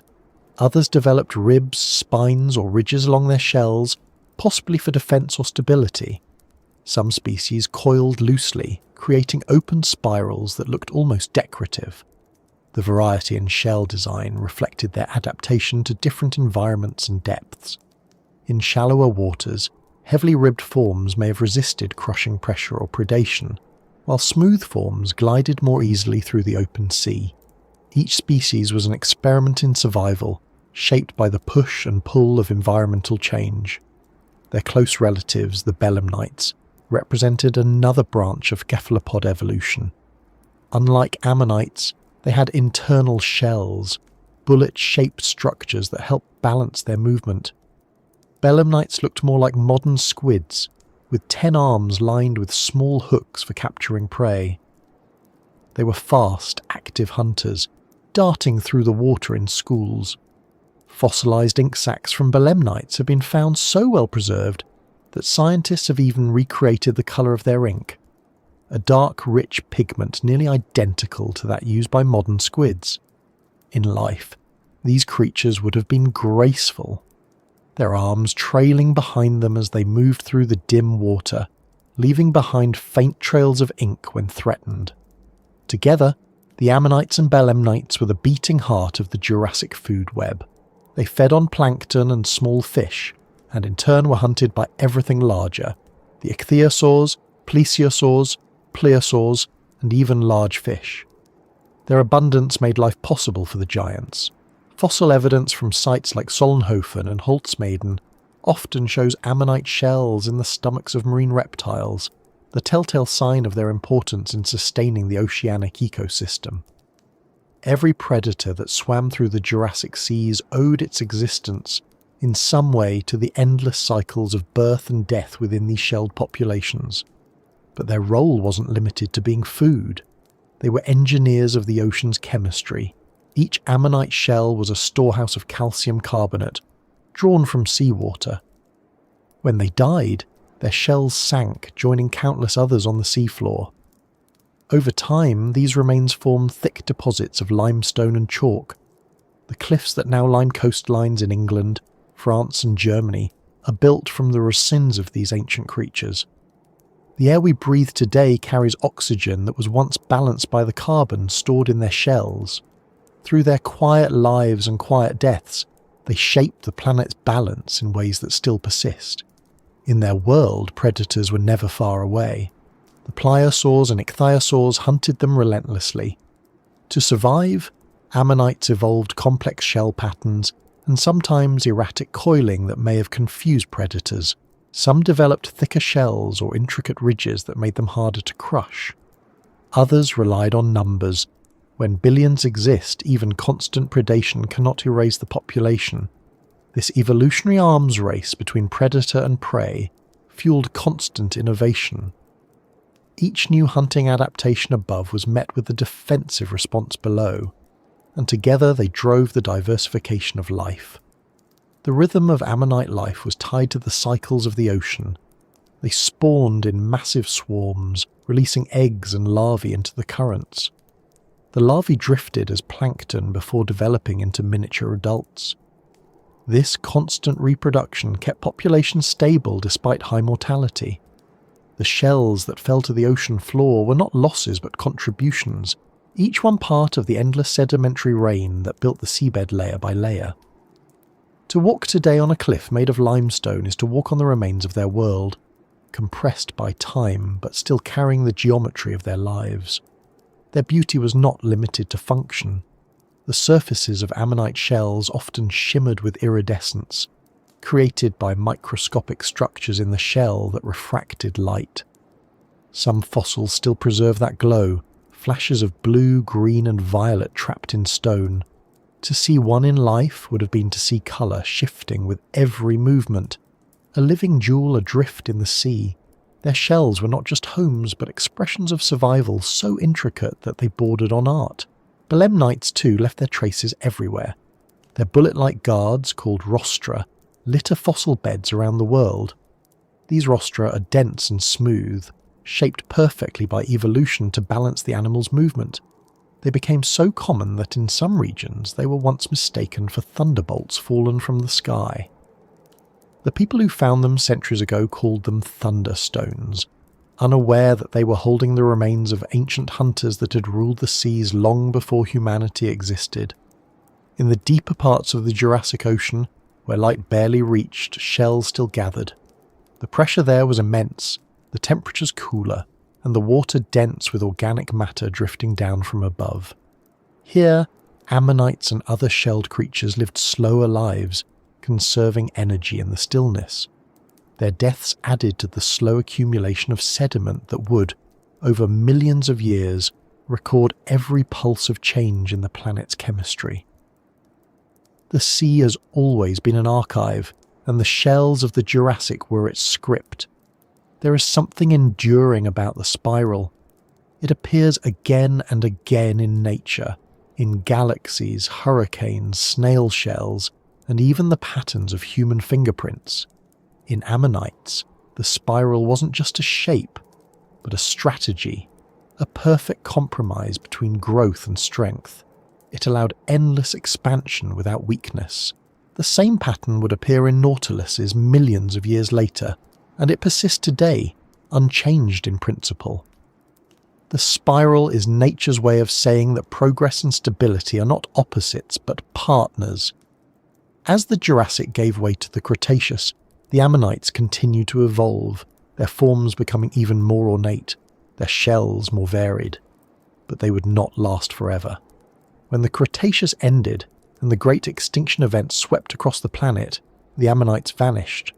The cause was not a single weakness, but the collapse of the entire food web when plankton populations failed after the asteroid impact. Without their base of nourishment, even the endless spiral could not continue.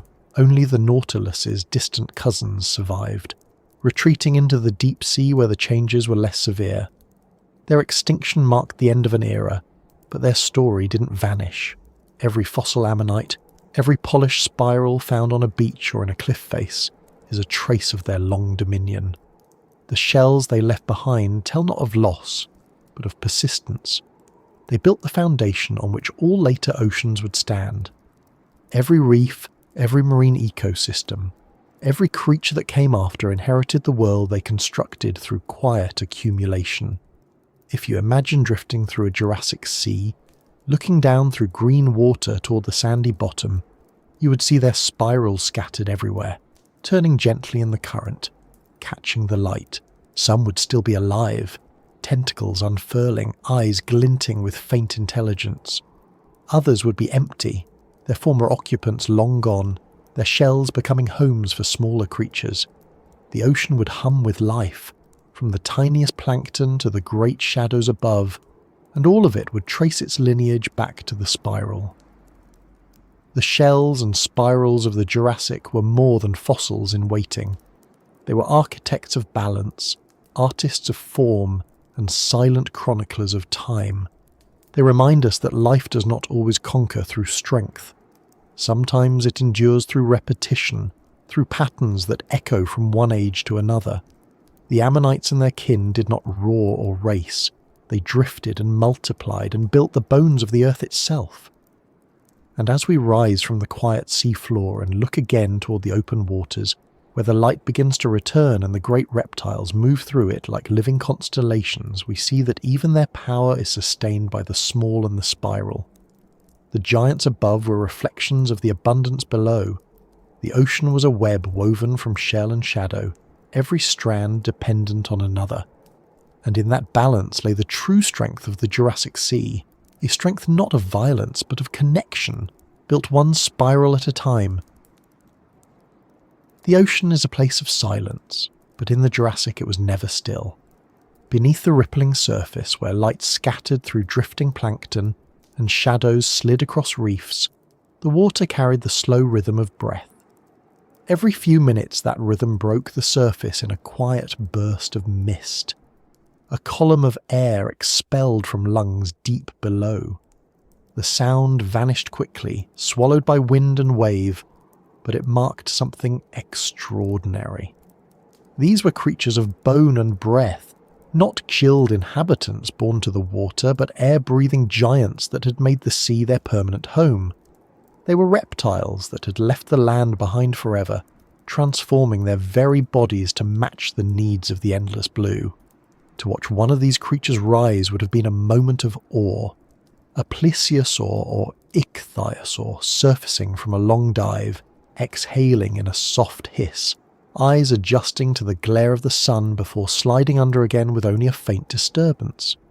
Unlike fish, they did not belong fully to the depths. Each of them carried a link to the surface, a need to breathe, a reminder of their ancestry on land. Every movement, every dive was measured against that biological tether. They were bound to air even as they mastered water. The physiology that made this life possible was a triumph of evolution.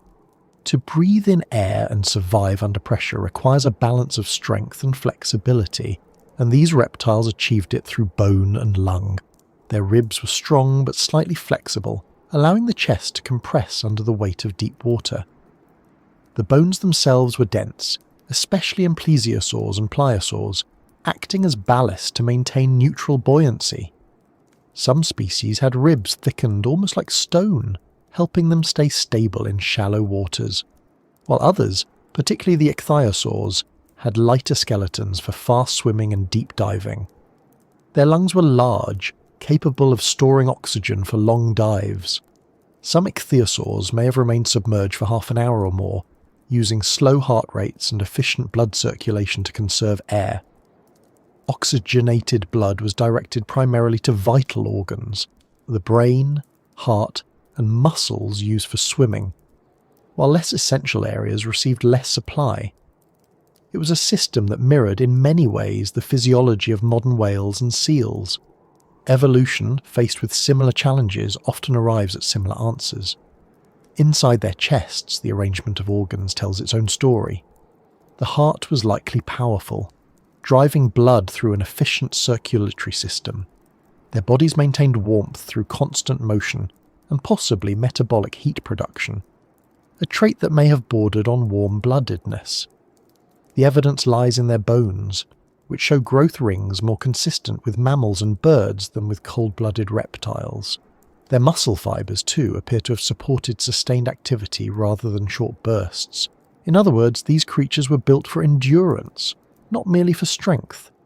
Their skeletons, though massive, were instruments of adaptation. In ichthyosaurs, the backbone extended into a flexible tail, supporting a crescent-shaped fluke that propelled them forward. The vertebrae were shaped like discs, smooth and symmetrical, designed for both strength and motion. Plesiosaurs, with their long necks, had rows of interlocking vertebrae that gave flexibility without sacrificing support. Each bone fit into the next with careful precision, like pieces of a living chain. Their flippers, too, were remarkable, limbs transformed completely from their terrestrial origins. Each flipper contained dozens of small bones, arranged in patterns that allowed them to act as rigid paddles. It was an anatomy built not for grasping or walking, but for flight through liquid space. In the pliosaurs, the design shifted again. Their bones were heavier, the neck shortened, the skull enlarged. Every adaptation leaned toward power. The musculature of the shoulders and chest anchored the immense flippers that drove them forward. The skull, fused and reinforced, carried the stress of crushing prey. Fossil evidence of healed fractures shows the intensity of their lives. bones cracked and mended from collisions or battles, jaws bearing scars from the bites of others of their kind. To live as a marine reptile was to exist in a world where survival meant constant motion and constant strain. Their bodies recorded every victory and every wound. Even the structure of their lungs reveals part of their dominance. Air breathing gave them a fundamental advantage over fish. They could store oxygen and exploit regions of the ocean that others could not. When waters grew low in oxygen, as sometimes happened in stagnant Jurassic seas, the reptiles thrived where gill breathers faltered. They could hunt in layers of water where competition was minimal. And when they surfaced to breathe, the act itself was fast and efficient. The nostrils, positioned near the top of the skull, allowed them to break the surface for only a moment before descending again. Some scientists suggest they could exhale and inhale in less than 2 seconds, a brief interruption in their rhythm of movement. Their respiration was not just a biological process, it defined their existence. Every dive was a measure of time, every surfacing a renewal. Fossil trackways suggest that in some areas, groups of these reptiles may have surfaced together, perhaps synchronizing their breathing as modern whales do. It's easy to imagine a pod of ichthyosaurs rising at dawn, the surface of the sea breaking with a chorus of quiet exhalations, steam rising into the cool air before they disappeared again. That rhythm of breath, repeated endlessly across millions of years, was one of the oldest forms of harmony between air and sea. Their bones, preserved in stone, carry echoes of that breath. In the fossil record, paleontologists have discovered signs of air-filled cavities in their skulls and vertebrae, suggesting systems for lightening their bodies or aiding in balance. The arrangement of bones around their chests shows how the lungs expanded, how the ribs flexed and contracted. Even in death, their skeletons speak of motion, of the dance between buoyancy and gravity. Growth and reproduction were also governed by breath and bone. Fossils of pregnant ichthyosaurs show developing young with tiny, fully formed skeletons curled inside the mother's body. The bones of those embryos already carried the same structure: the flippers, the tail, the ribcage, all built to sustain a life of breathing air and swimming through pressure. These creatures did not lay eggs in the sand. Their children were born into the sea, taking their first breath almost the instant they entered the world. Some species gave birth to single young, others to litters. The variation speaks to the flexibility of life strategies even within one lineage. Their ability to regulate buoyancy through bone density and lung control allowed them to inhabit every layer of the ocean. Some species hunted near the surface, chasing schools of fish. Others patrolled the midwaters, moving slowly between light and darkness. The largest plesiosaurs could dive deep into cold zones where few other reptiles dared to go. Their bones, adapted to withstand pressure, tell of an existence that bridged the boundaries of oceanic life. Each species carved its place not through dominance alone, but through anatomical precision. The link between bone and function becomes even clearer in how these creatures moved. Their flippers were not flexible like fins, but rigid planes, their motion generated from the shoulder and hip joints.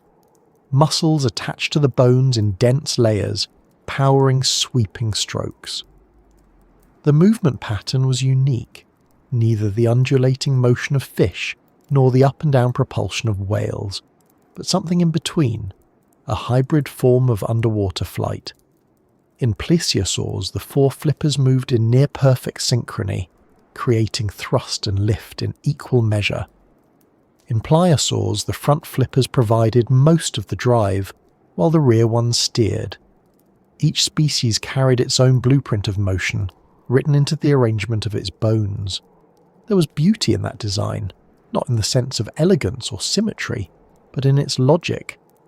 Evolution had rewritten the architecture of vertebrate life to meet the demands of the sea. It had turned lungs built for land into engines of deep endurance, and limbs for walking into wings for swimming. It had sculpted bone into both armour and buoy. When these creatures died, Their skeletons often settled gently to the seafloor, the bones disarticulating over time as scavengers picked them clean.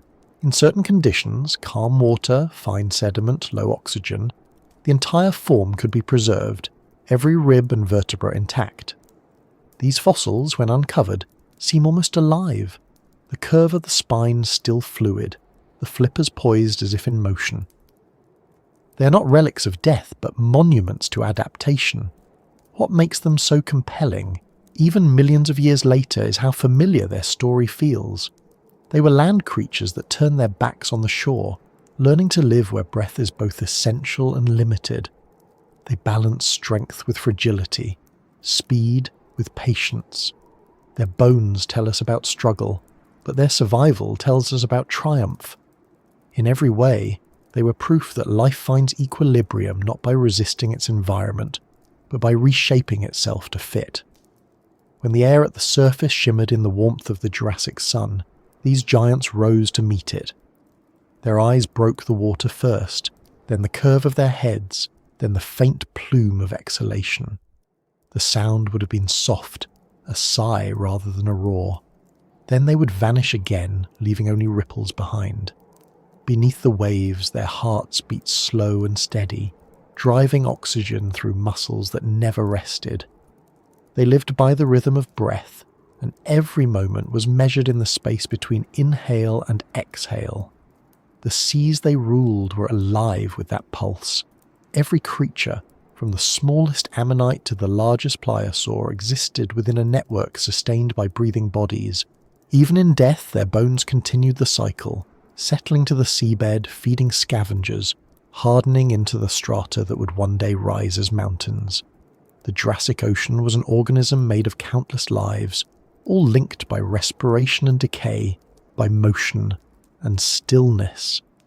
And as the ages passed, the breath that once rose in plumes over those ancient waters became trapped in stone. Today, when paleontologists uncover the curved ribs or jointed vertebrae of these giants, they are uncovering echoes of that rhythm. Bone and breath, preserved together, tell us not just how these creatures lived, but what it meant to live at all, to move between worlds, to be bound to both air and sea, to embody the balance of necessity and grace. The giants of breath and bone were never just rulers of their time. They were experiments in what life could become when it broke its own boundaries. They were proof that evolution's greatest strength lies not in its power to create, but in its power to adapt. And in the centuries of the Jurassic, as their kind rose and fell, they set the stage for everything that followed. The continuation of the sea's story in new forms, new rhythms, and new breaths that would rise one by one into the unbroken air above the endless blue. The sea during the Jurassic period was not a battlefield in the way we imagine it. It was not chaos, not a constant frenzy of attack and flight. It was rhythm, one that pulsed with the same inevitability as the tides. Beneath the surface, in a world where sunlight fell in shifting curtains and shadows moved in silence, life played out in a balance of pursuit and escape so intricate that it became something closer to choreography than conflict. Every flicker of movement, every lunge and counter, every heartbeat in the water belonged to a grand, unending performance. It was the dance of predators and prey. To understand that dance, one must first understand that nothing in those ancient seas existed in isolation. Every creature, from the smallest plankton to the largest plesiosaur, was connected by the invisible threads of need and consequence. The ammonites that drifted through the warm currents fed on microscopic plankton, and in turn were swallowed by fish, which were hunted by ichthyosaurs, which might themselves fall to the jaws of something larger still. It was a cycle without malice, without mercy, a pattern that defined the shape of every life within it. Survival did not depend on dominance alone. It depended on balance, and balance required both hunter and hunted. The predators of the Jurassic seas were among the most specialized animals to ever evolve. The ichthyosaurs, sleek and tireless, hunted with speed and precision. cutting through schools of fish with the ease of a blade through silk. Their streamlined bodies and large eyes made them perfect for tracking movement in low light, allowing them to chase prey even at twilight or in deep water. When they attacked, they did not thrash or bite wildly. They struck with focus, mouths snapping shut with an audible click, teeth interlocking like gears. The prey, a fish, a belemnite, perhaps a young ammonite, had no time to react. It was swallowed whole, the process efficient and almost silent. In contrast, the plesiosaurs hunted through patience. They hovered in calm water, their bodies nearly motionless, their long necks drifting like strands of seaweed. When a small fish came too close, the neck curved with a sudden grace, the head darting forward faster than the eye could follow. The jaws closed with precision, and then the body remained still again, waiting for the next opportunity. They were ambush hunters, moving less to chase and more to surprise. Their energy was spent not on pursuit but on control. In the stillness of a Jurassic lagoon, a plesiosaur could be invisible until the very moment of its strike. The plesiosaurs, on the other hand, turned hunting into spectacle. Their sheer power made them the apex predators of their age.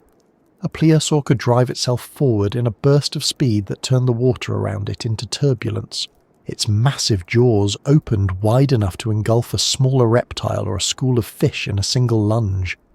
The shock of impact, the force of the bite, and the weight of the body created an explosion of motion, yet it lasted only seconds.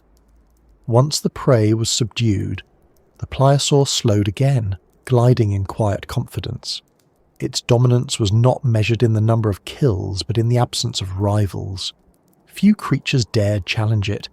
Even the smaller hunters had their place in this intricate system.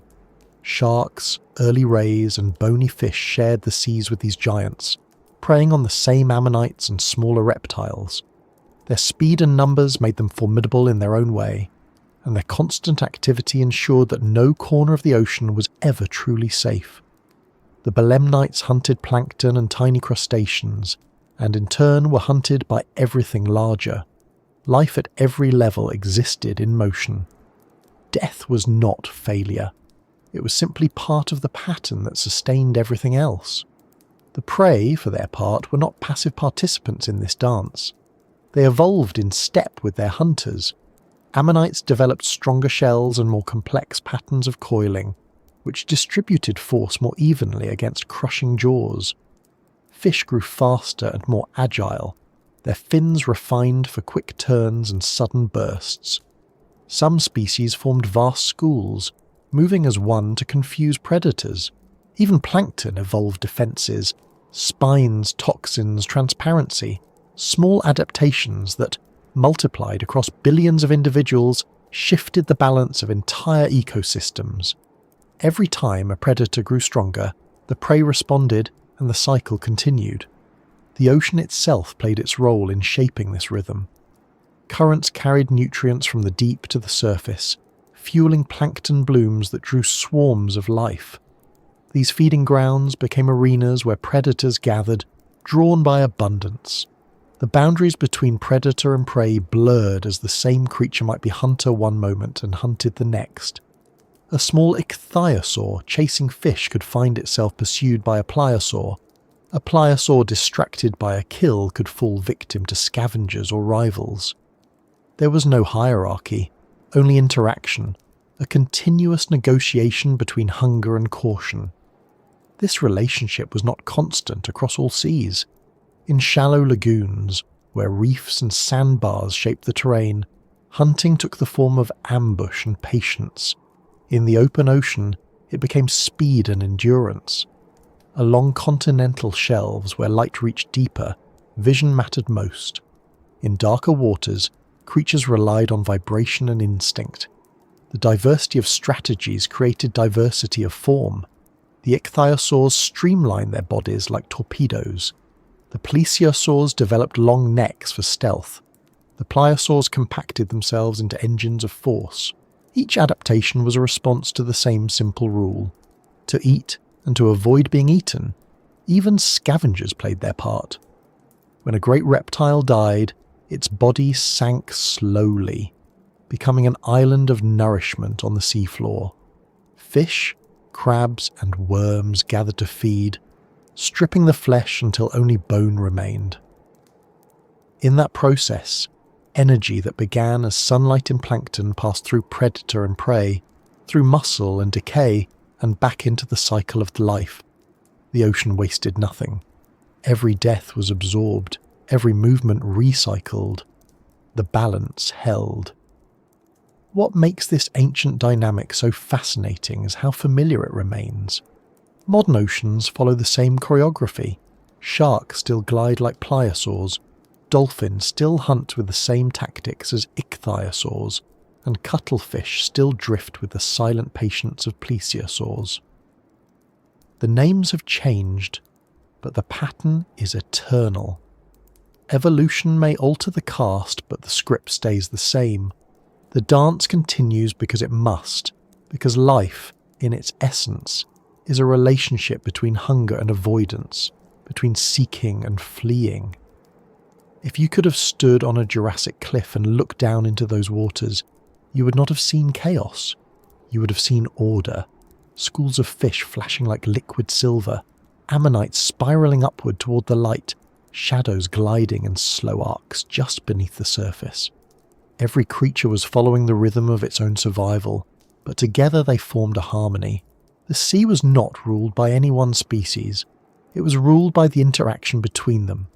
The predator could not exist without the prey, and the prey could not thrive without the predator to cull and balance. It was, in every sense, a conversation written in motion. That conversation sometimes turned violent. When two plesiosaurs met over a carcass, the clash must have been immense. Jaws locking, water thrashing, the sea itself shuddering under the weight of the struggle. Fossil bones bear the marks of those encounters, deep gouges that healed, proving that even the strongest faced danger. And yet such conflicts were rare. Most of the time, even the greatest predators avoided unnecessary fights. Energy was precious, and waste was punished by hunger. The true art of survival was restraint. The smaller creatures adapted in equally complex ways. Fish learned to use the reefs for protection, darting between coral branches that the larger reptiles couldn't navigate.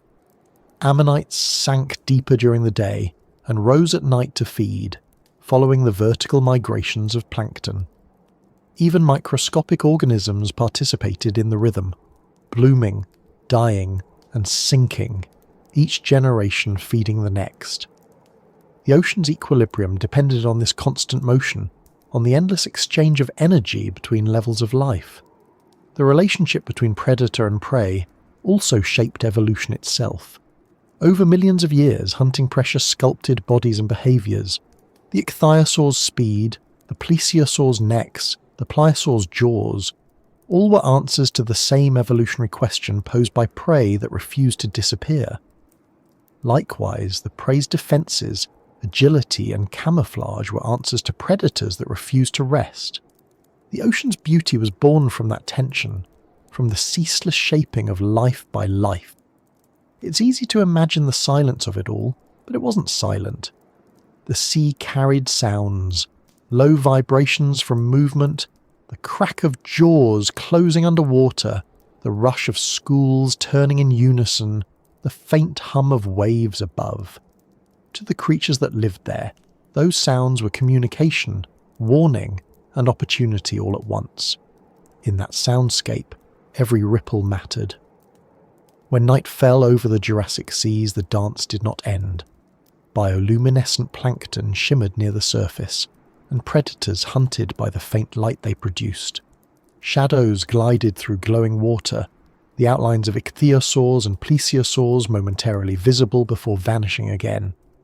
The prey, in turn, used the darkness for cover, migrating upward to feed under starlight. Even the stars above mirrored the motion below, both endless, both governed by the same patterns of cycles and returns. The perfection of the predator-prey balance in the Jurassic was fragile. Small shifts in temperature, salinity, or oxygen could tilt it. Yet for tens of millions of years it held, self-correcting, resilient. The abundance of life it produced was staggering. Fossil beds from this era show entire ecosystems preserved together, frozen in moments of that ancient dance. Fish caught mid-motion, ammonites clustered in feeding groups, marine reptiles locked in the embrace of pursuit. The record they left behind is not just one of anatomy, but of relationship. In that vast interplay of survival, there were no villains, no heroes, no tragedy, only continuity. The sea taught its inhabitants not how to conquer, but how to coexist through motion and adaptation. It was a lesson repeated with every generation that rose and fell beneath the waves. And when we look back now, through the strata of time, at bones embedded in stone and shells preserved in ancient limestone, we are not seeing a frozen world. We are seeing motion made permanent, the memory of a dance that never truly ended. The predators of the Jurassic may have vanished, their prey long gone, but the balance they embodied endures. It continues in every ocean today, every heartbeat beneath the waves, every chase and every escape that defines life itself. As the Jurassic seas rolled on, that dance grew only more complex. The players changed, the strategies shifted, and the web of life tightened its weave.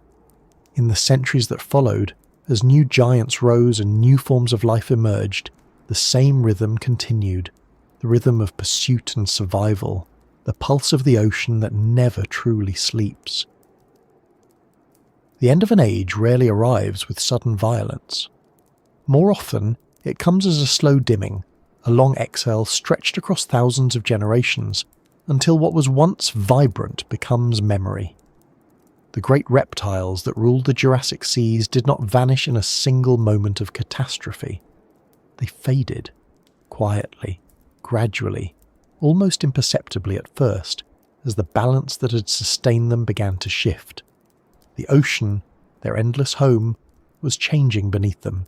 The warmth that had bathed the world for millions of years began to cool. Currents altered their courses, nutrients found new paths, and the very architecture of the sea evolved. What had once been a perfect harmony of breath, bone, and motion started to fracture in small, unseen ways. The fading of the giants was not the sound of collapse, but the long, inevitable turning of time. At the height of their power, the marine reptiles of the Jurassic seemed eternal. The ichthyosaurs sliced through open waters with tireless precision. The plesiosaurs drifted through lagoons, their necks weaving among shoals of fish. The pliosaurs, massive and dominant, prowled the depths like living engines of will. For tens of millions of years, these creatures thrived without challenge, their designs perfected by evolution's patient hand. Yet perfection, in nature, is never permanent. The same stability that allowed them to flourish also made them vulnerable. The world beneath them was preparing its next transformation. The continents were still drifting, inch by inch, reshaping the map of the Earth. What had once been the vast supercontinent Pangaea was splitting into smaller lands, Eurasia in the north and Gondwana in the south. As these continental fragments pulled apart, new oceans opened while others narrowed.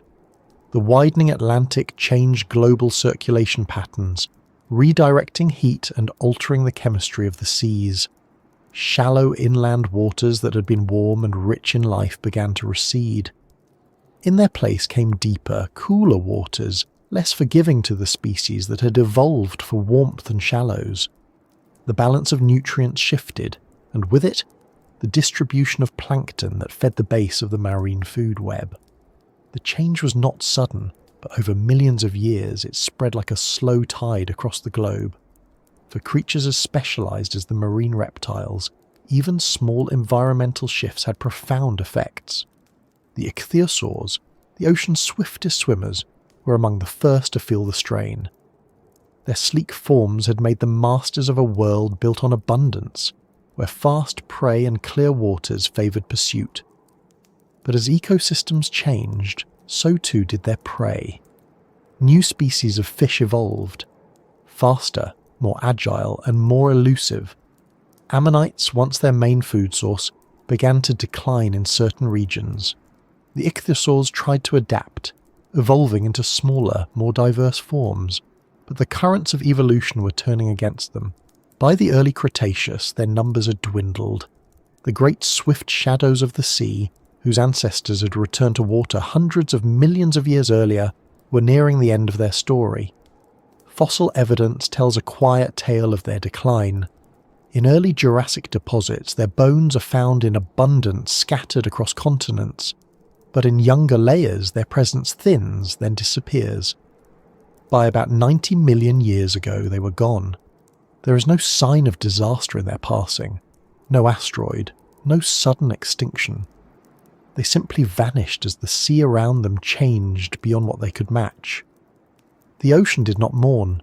It absorbed their absence as it always does, filling the empty niches with new life. The plesiosaurs and pliosaurs lasted longer, but their reign too began to falter. As the Jurassic rolled into the Cretaceous, the diversity of marine reptiles shifted. The long-necked plesiosaurs adapted to new environments, some growing larger, others smaller, exploring new hunting strategies. But the pliosaurs, the heavy-headed hunters of the deep, found themselves at a disadvantage. Their massive forms demanded immense amounts of food, and the new oceans were not as generous as the old ones. Smaller predators, more flexible, more efficient, began to dominate. Over time, the pliosaurs dwindled, replaced by sleeker, faster species better suited to the new marine order. In their place rose new rulers. The mosasaurs, descendants of land-dwelling lizards, entered the seas in the late Cretaceous and quickly filled the void left by the fading pliosaurs. Unlike the ancient reptiles before them, the mosasaurs combined flexibility with ferocity. Their long serpentine bodies and hinged jaws made them adept hunters of a changing ocean. They were not bound by the designs of the past, but evolved directly for the conditions of their age. The old giants had ruled through refinement. The new ones conquered through reinvention. The disappearance of the Jurassic giants was not merely biological. It was also chemical, climatic, and ecological. The oceans of the late Mesozoic were not the same seas that had nurtured them. Volcanic activity from shifting plates increased carbon levels, subtly acidifying the waters. The balance between oxygen and carbon dioxide in the oceans fluctuated, creating zones where oxygen levels were too low for large reptiles to thrive. Some regions became anoxic, dead zones where only bacteria could survive. For creatures that depended on wide ranges and vast food webs, these were invisible barriers, shrinking their habitats and isolating populations. Even the abundance of ammonites, the ancient architects of the spiral, began to falter. With fewer ammonites came fewer prey for the reptiles that relied on them. Every collapse at the base of the food web rippled upward, touching the highest predators. The dance of predators and prey that had defined the Jurassic seas began to lose its rhythm. The balance that had seemed eternal was breaking apart. Yet the fading of the giants was not a failure. It was a transition, a passing of the torch from one chapter of evolution to the next. Life did not end, it shifted. The ecosystems they helped build continued to thrive, reshaped by new forces. The coral reefs endured, the fish diversified. The microscopic plankton, which had once sustained them, continued their quiet work maintaining the planet's cycles. Every extinction opened space for something new, and the oceans, ever patient, filled those spaces in time. In the fossil record, the traces of this transition are haunting. A pliosaur skeleton lies half buried in chalk, its once mighty jaws filled with the same sediment that entombed it. Nearby, the shells of ammonites rest in layers, each one a generation that passed before and after the creature's death. It is not the scene of violence, but of stillness. The ocean that preserved them also erased them, the same water that carried them in life smoothing their bones in death. For millions of years, the last plesiosaurs continued to glide through the seas, their long necks turning gracefully as they hunted fish among the reefs. They were survivors of an earlier age, witnesses to a changing planet. They endured until the very end of the Cretaceous, when the final catastrophe struck, the asteroid that ended the reign of the dinosaurs on land and the great reptiles in the sea. That impact was the closing act of a story that had been unwinding for tens of millions of years. When it came, it did not so much kill a thriving empire as end a long, graceful decline. If you could have watched that final age, you would have seen beauty, not despair. The seas were still alive, filled with motion and light. The reptiles that remained were still masters of their realm, unaware that their time was almost done. Above them, the continents drifted into their modern forms, and the first flowering plants bloomed on land. Evolution was preparing its next scene, and the ocean, as always, was adapting. The fading of the giants was not the end of wonder. Their bones remained, their shapes preserved in limestone and shale, their shadows lingering in the designs of the creatures that came after. The whales that would one day take their place carried echoes of their form, their movement, their mastery of breath and motion. Even the spiral of the ammonite lived on in the patterns of shells and galaxies. Nothing in nature disappears entirely. It transforms, leaving traces of its presence in everything that follows. When the last plesiosaur sank to the seafloor, and the last ichthyosaur vanished from the currents, the sea didn't mourn. It continued its rhythm, steady as ever, preparing for new architects, new hunters, new lives. The giants had come, ruled and passed, their story written not in words but in stone, and in the silent memory of the planet itself. The world they left behind was quieter, but it was also fertile. In their fading they made room for the next evolution of life, the future built upon their bones. And so, as their shadows dissolved into the depths, the legacy of the Jurassic Ocean endured. The reef still pulsed with colour. The plankton still rose and fell with the sun. The balance they helped create continued long after they were gone. The giants were fading, yes, but their influence would never truly vanish. The sea remembers everything that passes through it, and in that remembrance the great reptiles of the Jurassic live on, not as rulers of the past, but as the foundation of everything that came after. The ocean holds memory better than any other place on Earth. It does not speak it, but it keeps it, in its layers of sediment, in the pressure of its depths, in the quiet chemistry of its salt and stone. Long after the last plesiosaur vanished, long after the final ammonite sank in silence, the sea continued its work of remembrance. Every current still carries whispers of those who came before, and in that movement lies the faint pulse of ages long gone. The Jurassic seas may have faded, but their echoes remain, hidden beneath the waves, waiting for those who know how to listen. If you stood at the edge of the water today and looked out across the horizon, you would see nothing of that ancient world. The surface would appear empty, the vast plain of blue stretching to infinity, serene and unknowable. But beneath that stillness lies an archive of life and death that spans hundreds of millions of years.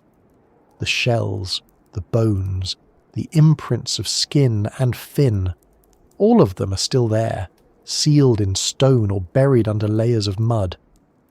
Every grain of sand on the seafloor has passed through the cycle of creation and decay countless times. The ocean is the great recycler of history. The creatures that once ruled its depths are gone, but the marks they left are everywhere. The limestone cliffs of Dorset, the chalk of Normandy, the shale of Holdsmadden, all are made from the remains of Jurassic life. Each stratum is a page, each fossil a word, each ripple mark a trace of movement turned to memory. In these stones, the shapes of ichthyosaurs, plesiosaurs and pliosaurs still rest, their bones arranged as they fell, their outlines etched by time. When you hold a fossil ammonite in your hand, you are holding not just an object, but a fragment of motion, a moment in which life once turned, breathed, and fed beneath a sun that no longer shines. What remains most remarkable about these giants is not that they died, but that they lived for so long in balance. For more than 100 million years, they moved through oceans that rose and fell, that warmed and cooled, that changed their chemistry and their inhabitants again and again. Through it all, they endured. They adapted to new predators, new prey, new pressures, and yet they kept the same essential form. The ichthyosaurs' streamlined bodies, the plesiosaurs' four flippers, the plesiosaurs' massive jaws, all of these designs proved so perfect that even extinction could not erase them entirely. They reappeared, transformed, in the creatures that followed. Modern whales are the clearest of these echoes. They breathe air, they birth live young, and they dive deep with lungs that compress under pressure, just as the ancient reptiles once did. The way an orca glides through the water, sleek and silent, mirrors the motion of a plesiosaur. The way a dolphin surfaces, exhales, and slips beneath again repeats the rhythm of an ichthyosaur. Even the gentle curve of a humpback's fin recalls the flipper bones of the plesiosaurs. Evolution does not forget, it repurposes. The ancient patterns are still written into the living. In the quiet depths, other reminders persist. The spiral of the ammonite lives on in the nautilus, still coiling its shell in perfect geometry. The belemnite's ink, the same pigment that once drifted through the Jurassic water in clouds of defence, is the same ink that modern squids release when threatened. The ocean remembers through continuity. What changes are the names, not the functions. Every form that proved useful survives in some way, even if only as an echo. The sound of those echoes can still be heard if you listen closely enough, not as literal sound, but as understanding. The way the tides move, the way coral grows, the way plankton rise at dusk and fall at dawn, all follow cycles that began long before mammals or birds or even flowering plants. The rhythms of the Jurassic Ocean are the same rhythms that shape the modern one. The dance of predators and prey continues. The breath of the sea still pulses with the same tempo. It is as if the memory of those ancient lives has been woven into the physics of the planet itself. Every discovery we make of that lost world deepens our connection to it. When a paleontologist brushes away the last grains of stone from a plesiosaur's flipper, they are uncovering more than bone. They are uncovering a record of motion, of behaviour, of existence. The lines and curves of the skeleton reveal how muscles attached, how the animal swam, how it lived and died. A fossilised stomach filled with ammonite shells tells a story of a final meal. A set of tooth marks on a rib tells of a battle long forgotten.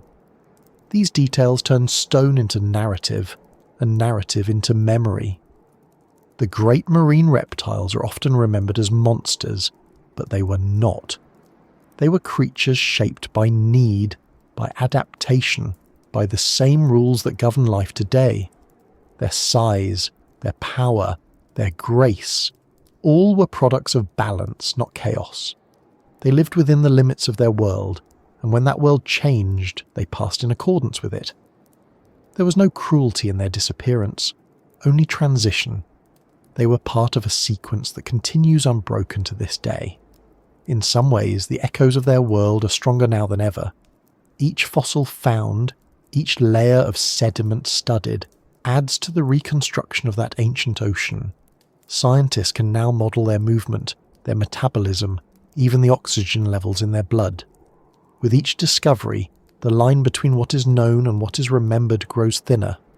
We can imagine their world not as myth, but as reality. An ocean filled with light and shadow, life and hunger, stillness and movement. And though we will never see it as it was, we can understand it in a way that perhaps even time itself cannot erase. If you drift far enough out to sea, beyond the reach of coastlines and human noise, the water takes on a different quality. It becomes heavier, denser, older. The sounds from the surface fade, replaced by the soft clicks and calls of marine life. In that stillness, it is easy to feel the weight of time. The water pressing against your skin is the same water that moved through the gills of fish that fled the first plesiosaurs, that carried the shells of ammonites to their resting places, that held the last breaths of ichthyosaurs as they rose for air. The ocean recycles everything, even memory. It's humbling to realize that every molecule of seawater has passed through countless lives. Hydrogen and oxygen combined billions of years ago now flow through the veins of whales and fish, through the cells of plankton, through the air we breathe. The atoms once locked in the bones of marine reptiles now form coral reefs or drift as dust in the atmosphere. The boundaries between past and present dissolve in that continuity. The Jurassic Ocean never truly vanished. It became part of everything. The echoes beneath the waves remind us of the constancy of transformation. Life adapts, the planet shifts, but the process remains. The same energy that once fueled a plesiosaur's muscles now drives the heartbeat of a blue whale.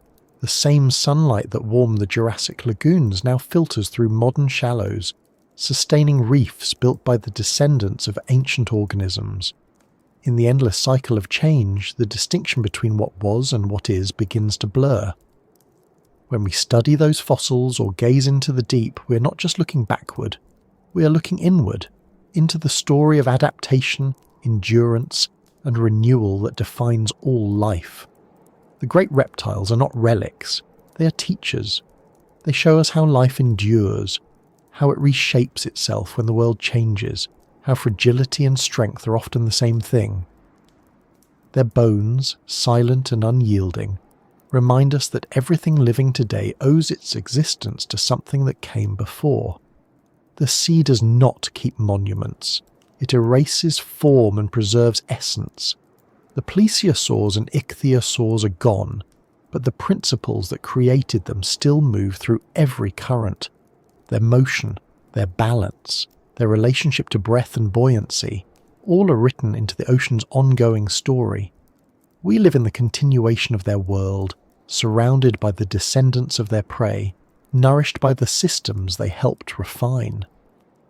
So when you next hear the sound of waves against the shore, imagine that what you're hearing is more than water meeting land. It is the sound of time itself, of lives overlapping across millions of years. Every wave that breaks carries traces of the Jurassic. Every gust of sea air holds atoms that once belonged to a living thing that swam when dinosaurs still walked on land.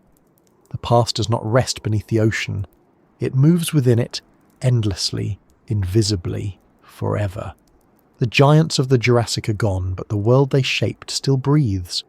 The plankton bloom, the fish dart through the shallows, the whales rise for air, and the tides continue their unbroken rhythm. Beneath it all, in the silence that fills the deep, the echoes of those ancient lives persist. They are not ghosts or myths, but the lingering resonance of existence itself, a reminder that nothing in nature truly ends. It only changes form, leaving behind traces of itself in every wave, in every current, in every quiet moment beneath the sea.